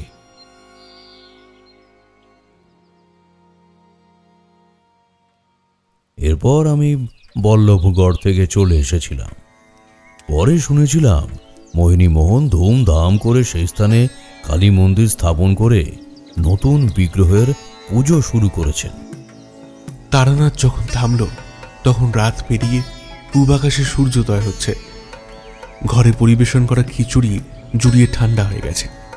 হরমোহনবাবু একেবারে নির্বাক হয়ে গেছেন। কিছুক্ষণের ঘোর কাটিয়ে আমি বললাম, আপনি যে গান গাইতে পারেন তা তো জানতাম না, একটু শুনি না। তারানাথ হাসি মুখে তাকালো, তারপর চোখ বুজে গাইতে শুরু করলো। শরৎ সার তারারি নাম, আপন শিখাতে বেঁধেছি। শরৎ সার তারারি নাম, আপন শিখাতে বেঁধেছি। এবার সমন এলে হৃদয় খুলে দেখাবো ভেবে রেখেছি।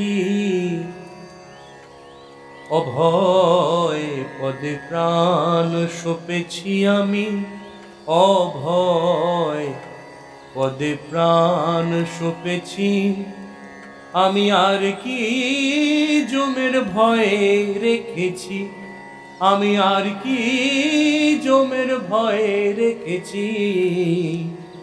অভয় পদে প্রাণ সপেছি আমি, অভয় পদে প্রাণ সপেছি।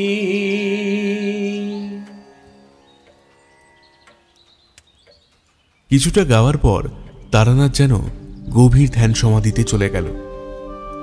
তার প্রসন্ন বদন কপল বেয়ে গড়িয়ে পড়ছে ভক্তিময় অশ্রু। তার এই ভক্তির আনন্দরসে আর বাধা দিলাম না। আমি আর কিশোরী তার পায়ের ধুলো নিয়ে ভোরের সূর্যের আলো আর হিমেল বাতাস গায়ে মেখে বাড়ির পথ ধরলাম।